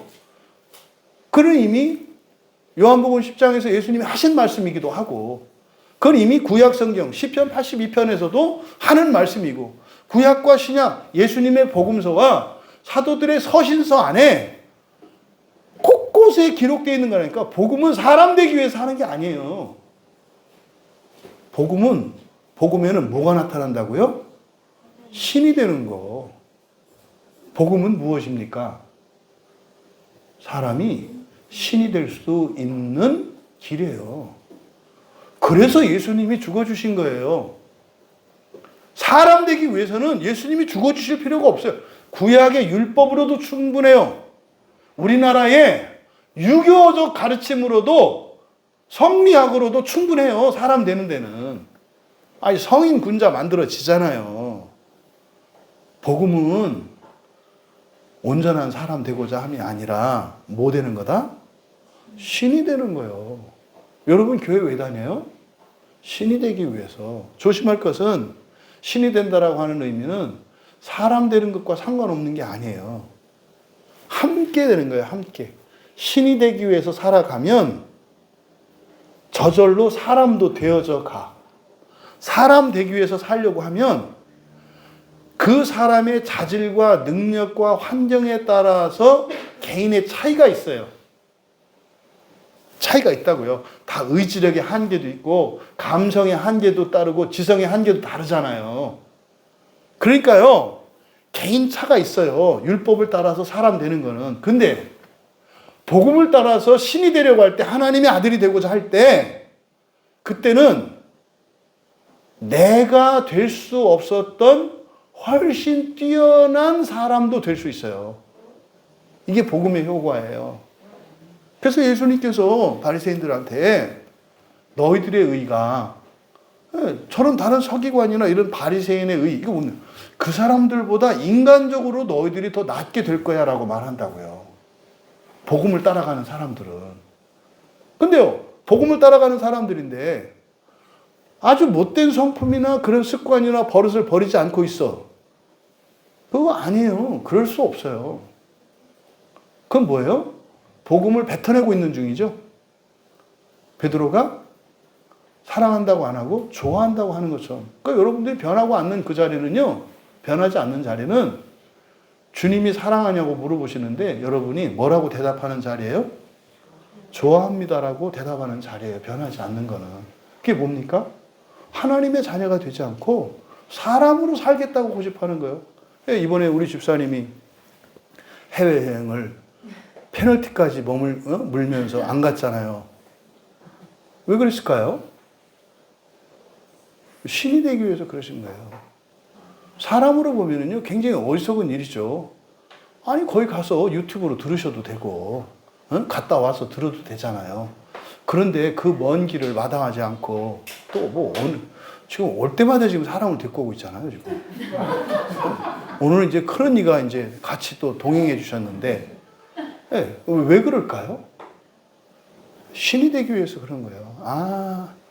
사람으로 살고 사람으로 즐겁고 사람으로 행복하는 것은 한계가 있고 또 내 팔자를 가지고 살아가는 게 한계가 있구나. 사람으로서도 나는 좀 팔자를 바꾸고 다른 운명을 좀 살아가고 싶다. 근데 사는 동안만 그런 게 아니라 죽고 나서 지옥과 상관없이 영광스러운 그 첫째 부활로 하나님 나라에 들어가기를 원하기 때문에 이런 줄 믿습니다. 예. 근데 오늘 알게 됐어요. 왜 집사님에게 그런 마음이 일어났는지. 누군가가 집사님을 위해서 간절히 기도하고 있었더라고. 누군가가 간절히 기도하고 있었더라고. 얘기를 들어보니까 시간차나 이런 게 딱딱딱 들어맞는 거예요. 그러니까 우리가 새벽에 나눴던 말씀처럼 교회 안에 있다는 게 이게 소망의 기회 안에 있는 거구나. 이걸 깨닫게 된 거죠. 여러분, 바로 이 율법이라고 하는 것은 사람의 의를 나타내요. 그러니까 온전한 사람이 되는 거예요. 근데 그 율법을 통해서 하나님께서 그러니까 이제 우리가 율법을 지키려고 하면 하나님이 우리를 포기하지 않으시고 하나님이 우리를 적극적으로 구원하시면서 도우신다는 얘기예요. 그래서요, 율법에 놀라운 명령들이 있잖아요. 레위기 20장 22절에서 모든 규례와 법도를 지켜 행해라 그래요. 이거 이제 모세의 율법을 말하는 거잖아요. 그러면 너희를 인도하여 거주하게 하려는 땅, 가나안 땅, 젖과 꿀이 흐르는 땅이거든요. 토해내지 아니하리니 무슨 말입니까? 젖과 꿀이 흐르는 그 복을 계속 누릴 거라는 거예요. 왜요? 하나님이 지켜주시고 하나님이 구원하시고 하나님이 도우실 거기 때문에 여러분의 건강, 여러분의 재산, 여러분의 행복, 여러분 가정의 평화 하나님 지켜주신다는 거예요. 인간적으로. 이게 율법과 함께 우리에게 주신 약속이에요. 또 신명기 7장 12절에서는 그 법도를 지켜서 행하면 율법을 지키는 거잖아요. 그러면 하나님이 조상들에게 맹세하신 언약을 지키신대요. 그래서 인애를 베푸실 것이다. 인애는 헤세드거든요. 헤세드는 언약적 신실함인데 그 언약을 누가 이루신다는 거예요? 하나님이 이루신다는 거예요. 인애는. 완벽히 우리가 지켜서 이렇게 하는 게 아니라 하나님이 그 약속하신 그 모든 언약의 복을 주신다는 거예요. 뭐하면? 율법을 지키면. 그래서요, 신명기 28장 1절에서는 율법을 지키면 세계 모든 민족 위에 뛰어나게 하실 것이다. 그래서 유대인들이 지금도 율법을 붙잡고 있는 거예요. 왜 우리가 이렇게 적은 수로 전 세계의 부와 권력과 이걸 다 쥐고 있을까? 신명기 28장 1절 말씀이라고 유대인들은 철저히 믿고 있어요. 그렇게 됐거든요. 이 사람들이 한 게 없어.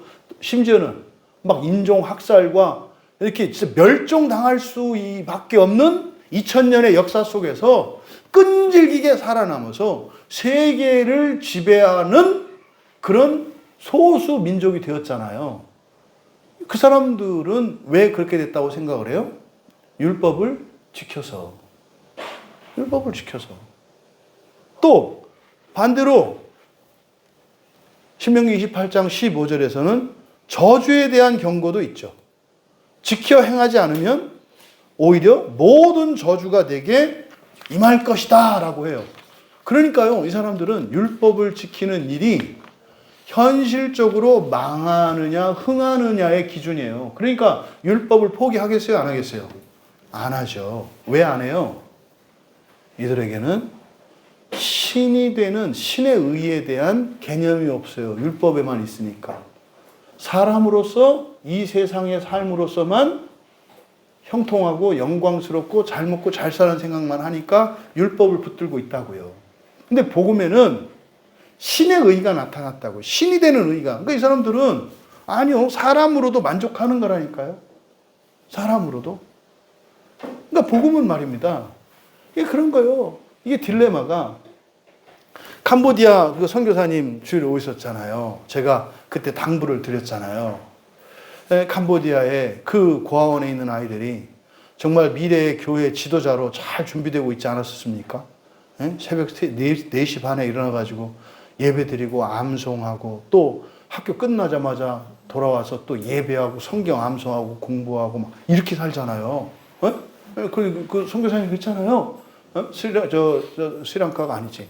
캄보디아에 있는 어지간한 목사님들보다도 얘들이 더 성경을 더 잘 알고 더 많이 알 거라고 그랬잖아요. 우리나라도 옛날에 그랬어요. 우리나라도. 북한도 지금 그래요. 근데 그런 일이 어떤 상황에서 일어나요? 굉장히 가난하고 그리고 할 게 없을 때예요. 그거밖에 할 게 없어. 책도 성경책밖에 없고 나하고 놀아주는 사람도 목사님밖에 선교사님밖에 없고 갈 때도 교회밖에 없고 밥 먹을 때도 거기밖에 없어. 그러니까 그 안에서 살아. 근데 문제는 뭐예요? 교회 안 가도 되고 목사님 안 만나도 되고 선교사님 안 만나도 되는 때가 와요. 기도하지 않아도 되는 때가 와요.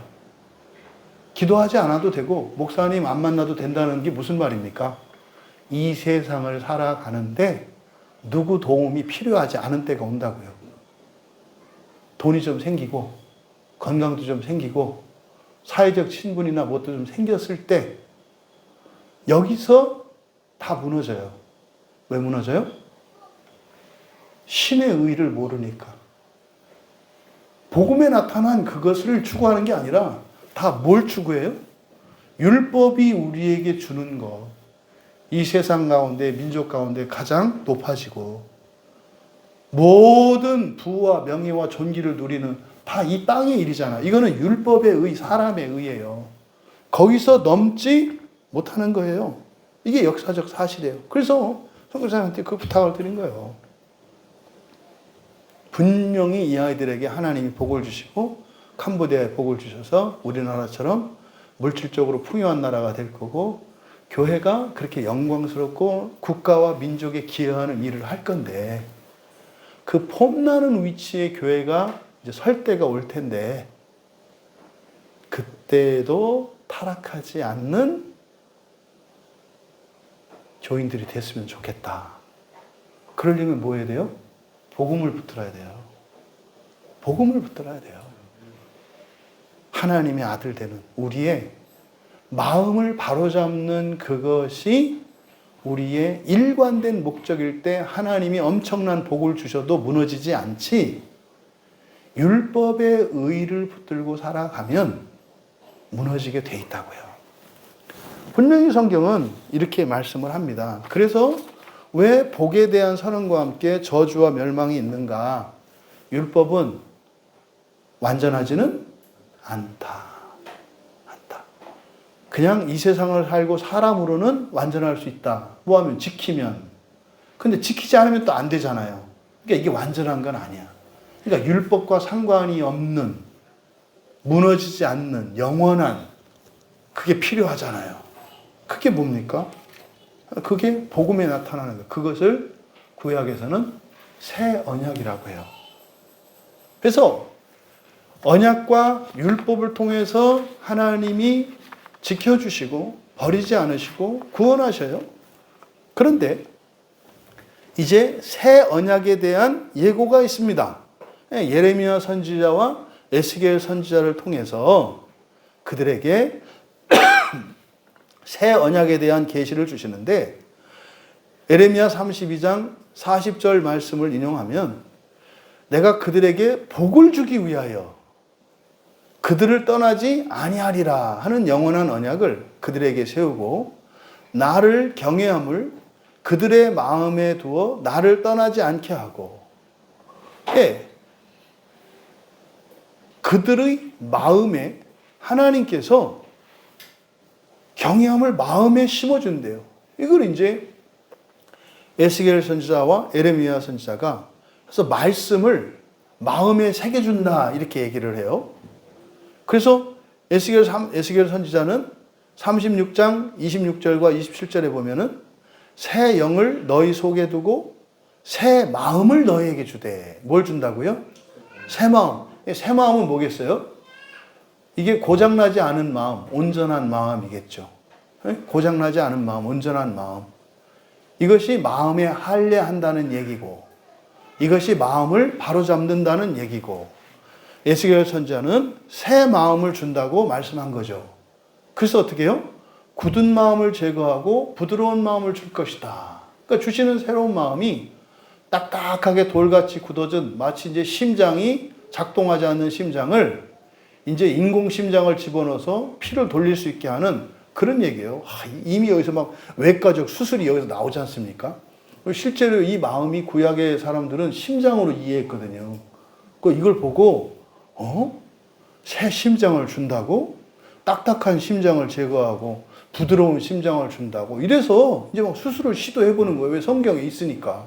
그러다 보니까 인공장기를 만들어내고 다른 사람의 신체를 넣고 막 이렇게 이게 문화적으로 이게 적용이 되는 겁니다. 그래서 말씀을 주시고 또 내 영을 너희 속에 두신다. 이렇게 말씀을 해요. 그래서 하나님은 언약 그리고 율법 새 언약을 통해서 우리를 포기하지 않으시고 지켜주시고 보호하실 뿐만 아니라 구원하신다. 결국 이것은 다 이 율법과 언약과 새 언약 이것은 무엇을 예표합니까? 예수 그리스도를 의미하는 거예요. 예수 그리스도를 통해서 하나님이 진짜로 오시잖아요. 우리가 사는 곳에 진짜로 오시잖아요. 내가 너희들과 함께 한다 그랬지? 진짜야. 진짜로 오시잖아요. 오시잖아요. 그리고 하늘로 올라가시고 난 뒤에도 또 하나님이 오시잖아요. 어떻게 해요? 성령으로 오셔서 그냥 이 땅에 거하시는 게 아니라 이제는 어디 계세요? 해보세요. 어디 계세요? 네. 우리 안에 하지 말고 이럴 때는 좀 개인적으로 하세요. 어디에? 내 안에. 한번 만져보세요. 느껴지시나? 이렇게. 성령님 왜 고맙다. 나 아는 척 해줘서. 진짜요. 여러분들이 생활에서 그런 습관 좀 가시면 좋겠어요. 그래서 우리 선조들이 얼마나 지혜로운가 몰라요. 우리 선조들 옛날에 우리 선조들은 어떻게 했어요? 어렵고 힘든 일이 있으면 아이고 답답해. 아이고 답답해. 이게 본능적으로 뭐 한 거였어요? 성령님께 도움이구나. 성령이시여. 성령이시여. 그거 어떻게 하면 이거 자연계시지. 아이고 답답해. 아이고 답답해. 근데 아십니까? 말씀드렸죠? 한 방으로도 여기 가슴 사이를 주무르는 일이 굉장히 중요한 일이라고. 예, 여러분들이 이제 그 한의사 선생님들이 침을 놓으실 때 반드시, 그러니까 한약에 반드시 들어가야 되는 약재가 약방에 감초. 그러니까 왜 감초가 들어가야 된다? 감초는 단맛을 내기 때문에 단맛을 내는 감초가 위를 보호해요. 그래서 약을 잘 받아들일 수 있도록 감초를 넣는 거예요. 그래서 위가 안 좋은 사람은 한약에 무슨 죽은 사람 살리는 약을 먹어도 그 사람은 죽어요. 위가 나쁘면. 위가 그걸 받아들여야 되는데 못 받아들이니까. 그런 것처럼 감초를 넣어요. 침을 넣는 침 자리에 감초가 있어요. 침 자리에 감초. 그게 뭐냐면 마음 자리예요. 마음. 마음이 안정이 안 되고 마음이 뒤틀려 있으면은요, 아무리 침을 놔도 이 마음이 병을 악화시키고 치료 효과를 없애기 때문에 소용이 없어요. 그래서 침을 놓을 때 반드시 놓아야 되는 자리가 마음 자리예요. 근데 거기가 아파. 그럼 그걸 놓으면 환자들이 좋아하겠어요? 안 좋아하겠어요? 싫어요. 그래서 놓겠어요? 안 놓겠어요? 그럼 몰라. 자기들이 알아서 할 일이야. 근데 안 아프고 여러분 마음을 고칠 수 있는 게 여기 쓰다듬는 거라니까요. 제 이 얘기를 가끔 하는데도 마음이 아픈 사람들 그 방법을 알려줘도 안 해요. 그러니까요, 이 마음이 딱딱하게 굳어지면 살 길을 알려줘도 냅둬요 이런단 말이에요. 여러분이 이렇게 누르셔서 요 양 가슴 사이에 가운데에 명치에서 갈비 여기가 아프면 안 돼요. 이거는요 만병의 근원이에요. 언제 어디에서 어떤 병이 일어날지 몰라요. 그러니까 여기가 아픈 사람은 마음이 고장났다는, 그러니까 신체적으로 마음이 고장났다는 확실한 증거예요. 그래서 여기는 아프면 안 돼요. 그래서 여기를 간단하게 치료할 수 있는 방법이 자꾸 쓰다듬어 주셔라. 근데 쓰다듬는다고 해서 될 건 아니잖아요. 근데 우리 안에 성령님이 성령을 의지해서 이렇게 하면서 어떻게 해라? 성령이여 내 마음을 고쳐주소서. 예, 성령이여 내 마음을 고쳐주소서. 또 성령님 뒤통수를 때리지는 말고 고쳐주소서. 이렇게 하시기를 바라요. 결국 하나님이 우리와 함께 하세요. 그래서 떠나지 않으신다고 했던, 그리고 포기하지 않으신다고 했던, 그것을 역사적으로 사람의 몸으로도 오시고 이제는 아예 우리 속으로 들어와 계세요. 그래서요, 이 120년의 인간의 인생의 기간 동안 유예되어 있는 심판, 다시 말해서 이제 인생이 끝나고 심판받아야 될 그때를 위해서 우리의 보혜사, 변호사예요. 파라칼레오, 이게 변호사예요, 변호사. 우리를 도우시는 분. 그래서 우리를 돕기 위해서 성령님이 여기에 계시다고요. 그럼 여러분들이 성령님의 도움을 받아서 우리의 마음을 바로잡고 고쳐나가야 돼요. 어떻게? 하나님의 마음으로. 그래서 지금 결국 구약 성경에 언약 제시된 언약과 율법과 그리고 새 언약, 이것은 결국 예수 그리스도를 통해서 이루실 이 그리스도의 대속 사역을 예표하는 거거든요. 그래서 하나님이 그냥 마냥 심판 안 하고 뒀다가 나중에 하는 게 아니라 심판을 유예시켜 주신, 심판을 지금 하지 않으시고 계속 믿어주시는 것은 뭐예요? 심판에서 죄 없이 하시려고 하는 거란 말이에요. 그래서 도와주고 계시단 말이에요. 그 일을 직접적으로 사람으로 오셔서 예수 그리스도께서 이루셨던 거예요. 그러면 지금은 성령이 우리 안에 계시잖아요. 그렇죠? 그러면 이제 우리가 우리의 마음을 고치기 위해서, 그러니까 하나님이 우리를 끝까지 믿어주시는 것은 그냥 계신 것이 아니라 정말 우리가 완전하게 회복될 수 있도록 돕는 것을 포함한다. 그래서 지금은 성령이 우리 안에 계시다. 그러면 우리가 우리의 마음을 변화시킬 수 있는, 그게 뭡니까? 은혜를 받는 거예요. 은혜를 받는 거. 은혜를 받는 1차적인 목적이 바로 뭐예요? 우리의 마음을 바로잡는 거예요. 그게 종말의 심판을 준비하는 거예요. 은혜를 받는 게. 그러면요, 은혜를 받으면 우리의 본성이 변합니다. 은혜의 방편은 여러분 다 잘 아시잖아요. 그렇죠? 네. 말씀. 그리고 성령. 그리고 기도. 이게 대표적인, 또 그 이외에 찬양, 성도의 교제. 이것이 한데 어우러져 있는 게 뭐예요? 5종 복합 세트 예배예요. 예배에는 이 모든 은혜의 방편들이 다 들어가 있는 거예요. 그랬을 때 끝까지 참아주시는 그 하나님의 마음을 닮아갈 수 있게 하는 그 은혜를 우리가 누리게 된다. 그러면 이 창조주의 마음, 우리가 오늘 살펴본 심판하지 않고 끝까지 믿어주시는 이 창조의 마음을 우리가 닮아가면 우리에게는 어떤 일이 일어날까? 그것은 기도하고 용서하는 일들이 일어나요. 그리고 은혜의 방편을 구하는 일들이 일어나요. 용서는 하나님이 우리를 심판하지 않고 끝까지 믿어주시는 그 마음의 행위죠. 그게 우리들에게는 용서로 나타나요. 용서는 그냥 하는 거 봐주는 게 아니라 그랬어요. 그렇죠? 우리가 해야 되는 용서는 뭐예요? 그 사람과 그 사람의 잘못을 분리시키는 거라고 그랬잖아요. 분리시키는 거.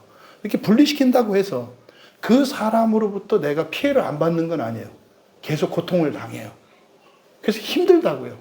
그때마다 우리가 더 이상 용서할 수 없을 것 같을 때 떠올려야 되는 게 뭐예요? 심판하지 않고 끝까지 믿어주시는 창조주 하나님의 마음을 떠올려라. 왜 그렇다? 앞에서 이야기를 했잖아요. 반드시 됩니다. 반드시 됩니다. 하나님의 마음이 그래서 내가 하나님의 마음을 따라 살아간다면 반드시 되는 거예요. 반드시. 그래서 예수님이 마태복음 6장 14절에서 너희가 사람의 잘못을 용서하면 아버지도 내 잘못을 용서할 거다 이렇게 말씀을 해요. 이거는 사실은 아버지의 마음을 배워서 아버지의 마음을 따라 살아가면 아버지는 온전하시리 그러겠습니다만 온전하지 않은 우리가 아버지의 마음을 따라서 흉내내는 거죠. 그래서 완전히 용서하는 게 아니라니까요. 분리시키는 거라니까요. 그렇게만 하면 하나님도 우리를 용서하신다는 거예요. 심판하지 않고 믿어주시는 그 하나님의 마음을 따라 용서할 수 없을 것 같은 사람을 끝까지 용서하심으로 여러분이 하나님의 마음을 닮아갈 수 있기를 축복합니다. 그런데 이게 쉽지가 않아요. 쉽지가 않아요. 안 하고 싶은 게 아니라 그게 안 된다고요. 네, 어제 말씀드렸죠? 첫날 사경에 은혜 받았던 어떤 분이 이렇게 문자로 질문이 오셨는데 어디까지 용서해야 되냐고. 용서가 안 되는데 어떻게 해야 되냐고. 오늘 설교에서 대답이 되셨기를 바라요. 상황을 바꾸는 게 중요한 게 아니에요. 용서하는 이유가 뭐예요? 내 마음을 고치기 위한 거예요. 그 사람을 이해하거나 그 사람 변화시키는 게 내 마음을 바르게 하기 위한 거예요. 내 마음을. 그래서 용서하는 일이 쉽지 않기 때문에 예수님께서 마태복음 26장 41절에서 시험에 들지 않게 깨어 기도하여라 그래요. 그만하고 싶을 때가 와요. 더 이상 할 수 없을 때가 와요. 그때는 하려고 애쓰지 마시고 그때는 기도의 자리를 만드십시오. 그리고 고백하십시오. 하나님, 용서가 안 돼요. 용서할 수가 없어요. 하지만 여러분이 기도하는 것은 여러분이 원하는 바를 정확히 밝히셔야 돼요. 그 기도에 빠지면 안 되는 게 뭐예요? 용서하기 싫지만 용서하고 싶어요. 이래야 이게 기도 제목이 되는 거예요. 그냥 가서 용서가 안 돼요. 왜 이렇게 하는? 이건 기도가 아니라 그냥 푸념이고 예수님한테 용건은 얘기 안 하고 막 얘기만 하다 오는 거예요. 거기에 꼭 여기 기도의 제목을 둬라. 용서하고 싶어요. 하기 싫더라도 용서하고 싶어요라고 해라. 그러면 용서하기 싫고 용서할 수 없던 사람을 용서할 수 있는 나의 마음으로 변해요. 그러면 이까짓 걸 가지고 내가 왜 용서하지 않았지? 이렇게 바뀌어요. 그러면 그 사람이 어떻게 될까요? 바뀌어요. 용서받은 사람은 반드시 변하게 되어 있습니다. 그래서 용서하고자 하나님의 마음을 닮아 심판하지 않고 끝까지 믿으며 살아가고자 해도 이렇게 용서하면서 하려고 해도 시험이 온다. 그래서 반드시 뭐 해야 된다? 기도해야 한다. 그런데 이 기도는 쉬지 말고 하셔야 하고요. 또 하나는 회개하면서 하셔야 해요. 그냥 용서하고 싶어요. 이거 하나 갖고는 오래 기도 못 한다 이 말이에요. 그렇게 안 돼요. 기도 가운데 성령께서 분명히 우리들의 허물을, 우리들의 죄를 깨닫게 하십니다. 그러면 그 죄를 회개하고 돌이키면서 기도할 때 또 용서할 수 있는 힘이 생기고 그 은혜가 주어져요. 그리고 끊임없이 여러분이 누군가를 용서할 수 없어서 그 사람을 용서하고자 기도했다면 쉬지 말고 기도하셔야 해요. 이때 쉬지 말고는 24시간 내내가 아니라 정해진 시간 규칙대로입니다. 그럴 때는 이게 결단의 기도예요. 하루에 한 번을 하든 일주일에 한 번을 하든 이것은 정해놓고 하는 기도예요. 이건 결단의 기도예요. 그거는 그 시간을 지키는 게 중요합니다. 이 문제가 해결될 때까지는. 여러분이 일상으로 하는 기도와 특별한 목적을 가지고 하는 기도는 이렇게 다른 거예요. 그래서 주님의 마음을 담기 위해서 용서하려고 하는데 용서가 안 되는 어떤 대상이 있을 때 그 사람이 완전히 용서가 돼서 여러분의 마음이 고쳐지고 그 사람이 변화를 될 때까지는 쉬지 말고 기도해라. 쉬지 말고 기도하라는 것은 뭐다? 때를 정하고 규칙적으로, 그리고 그 시간을 여러분 일상의 우선순위를 두셔야 되는 거예요. 기도 시간에 방해가 되면 약속도 하지 말아야 되고, 기도가 방해될 것 같으면 가지도 말아야 하고, 오히려 시간이 허비되는 것 같을지라도 그 기도 시간을 지키기 위해서 여러분의 일상을 세워가셔야 되는 거예요. 심판하지 않고 끝까지 믿어주시는 그 하나님의 마음이 여러분들에게 소망이 되시고, 또 실제로 여러분의 삶 속에서 용서를 통해서 실천되어지며 그 마음이 닮아지기를 주님의 이름으로 축원합니다. 말씀을 생각하며 우리 함께 기도할 때 하나님도 심판하지 않는데 우리도 누구를 심판할 수 없는 거예요. 누누이 말씀드립니다만 옳고 그름의 잣대는 사회생활을 할 때 필요해요. 사회생활을 할 때. 근데 우리가 인격적인 관계 속에서는 옳고 그름으로 판단하는 거 아니에요. 이렇게 해야 되고 저렇게 해야 되고, 저렇게 하면 옳고 이렇게 하면 틀리고, 이것은 인격적인 관계에서는 이렇게 사시면 안 돼요. 왜요? 주님이 우리를 그렇게 대하지 않으시니까. 지금까지 여러분이 살면서 한 번도 하나님은 여러분을 심판하신 적이 없어요. 잊지 마세요. 과거에 여러분이 겪었던 아프고 힘들었던 불행한 사건들, 하나님의 심판이 아니에요. 그거 사기입니다. 사기. 하나님이 안 하신다고 했는데 왜 하나님이 했다는 생각이 들어요? 거짓이죠. 그런데 심판하지 않으시는 이유가 뭐라고요? 우리를 전적으로 믿어주시기 때문에, 우리가 완전히 주님 닮을 것을 믿으시기 때문에, 그렇게 되기를 원할 줄을 믿으시기 때문에, 그렇게 되기 위하여 살아갈 뜻을 세울 줄 믿으시기 때문에 이 시간 우리가 함께 기도할 때 하나님의 마음을 담기 원합니다. 또 오늘 말씀과 관련해서 심판하지 않고 하나님의 마음으로 이 세상 사람들을 끝까지 믿어주며 용서하며 살아갈 수 있도록 도와주시옵소서. 또 내가 도저히 하나님의 마음을 지키지 못할 것 같아서 기도할 때 회개의 은혜를 더하여 주시고, 내가 결단하고 기도할 때 그 기도를 승리할 수 있도록 은혜를 내려 주시옵소서. 우리 함께 기도하시고 편안히 개인적으로 돌아가면 되겠습니다.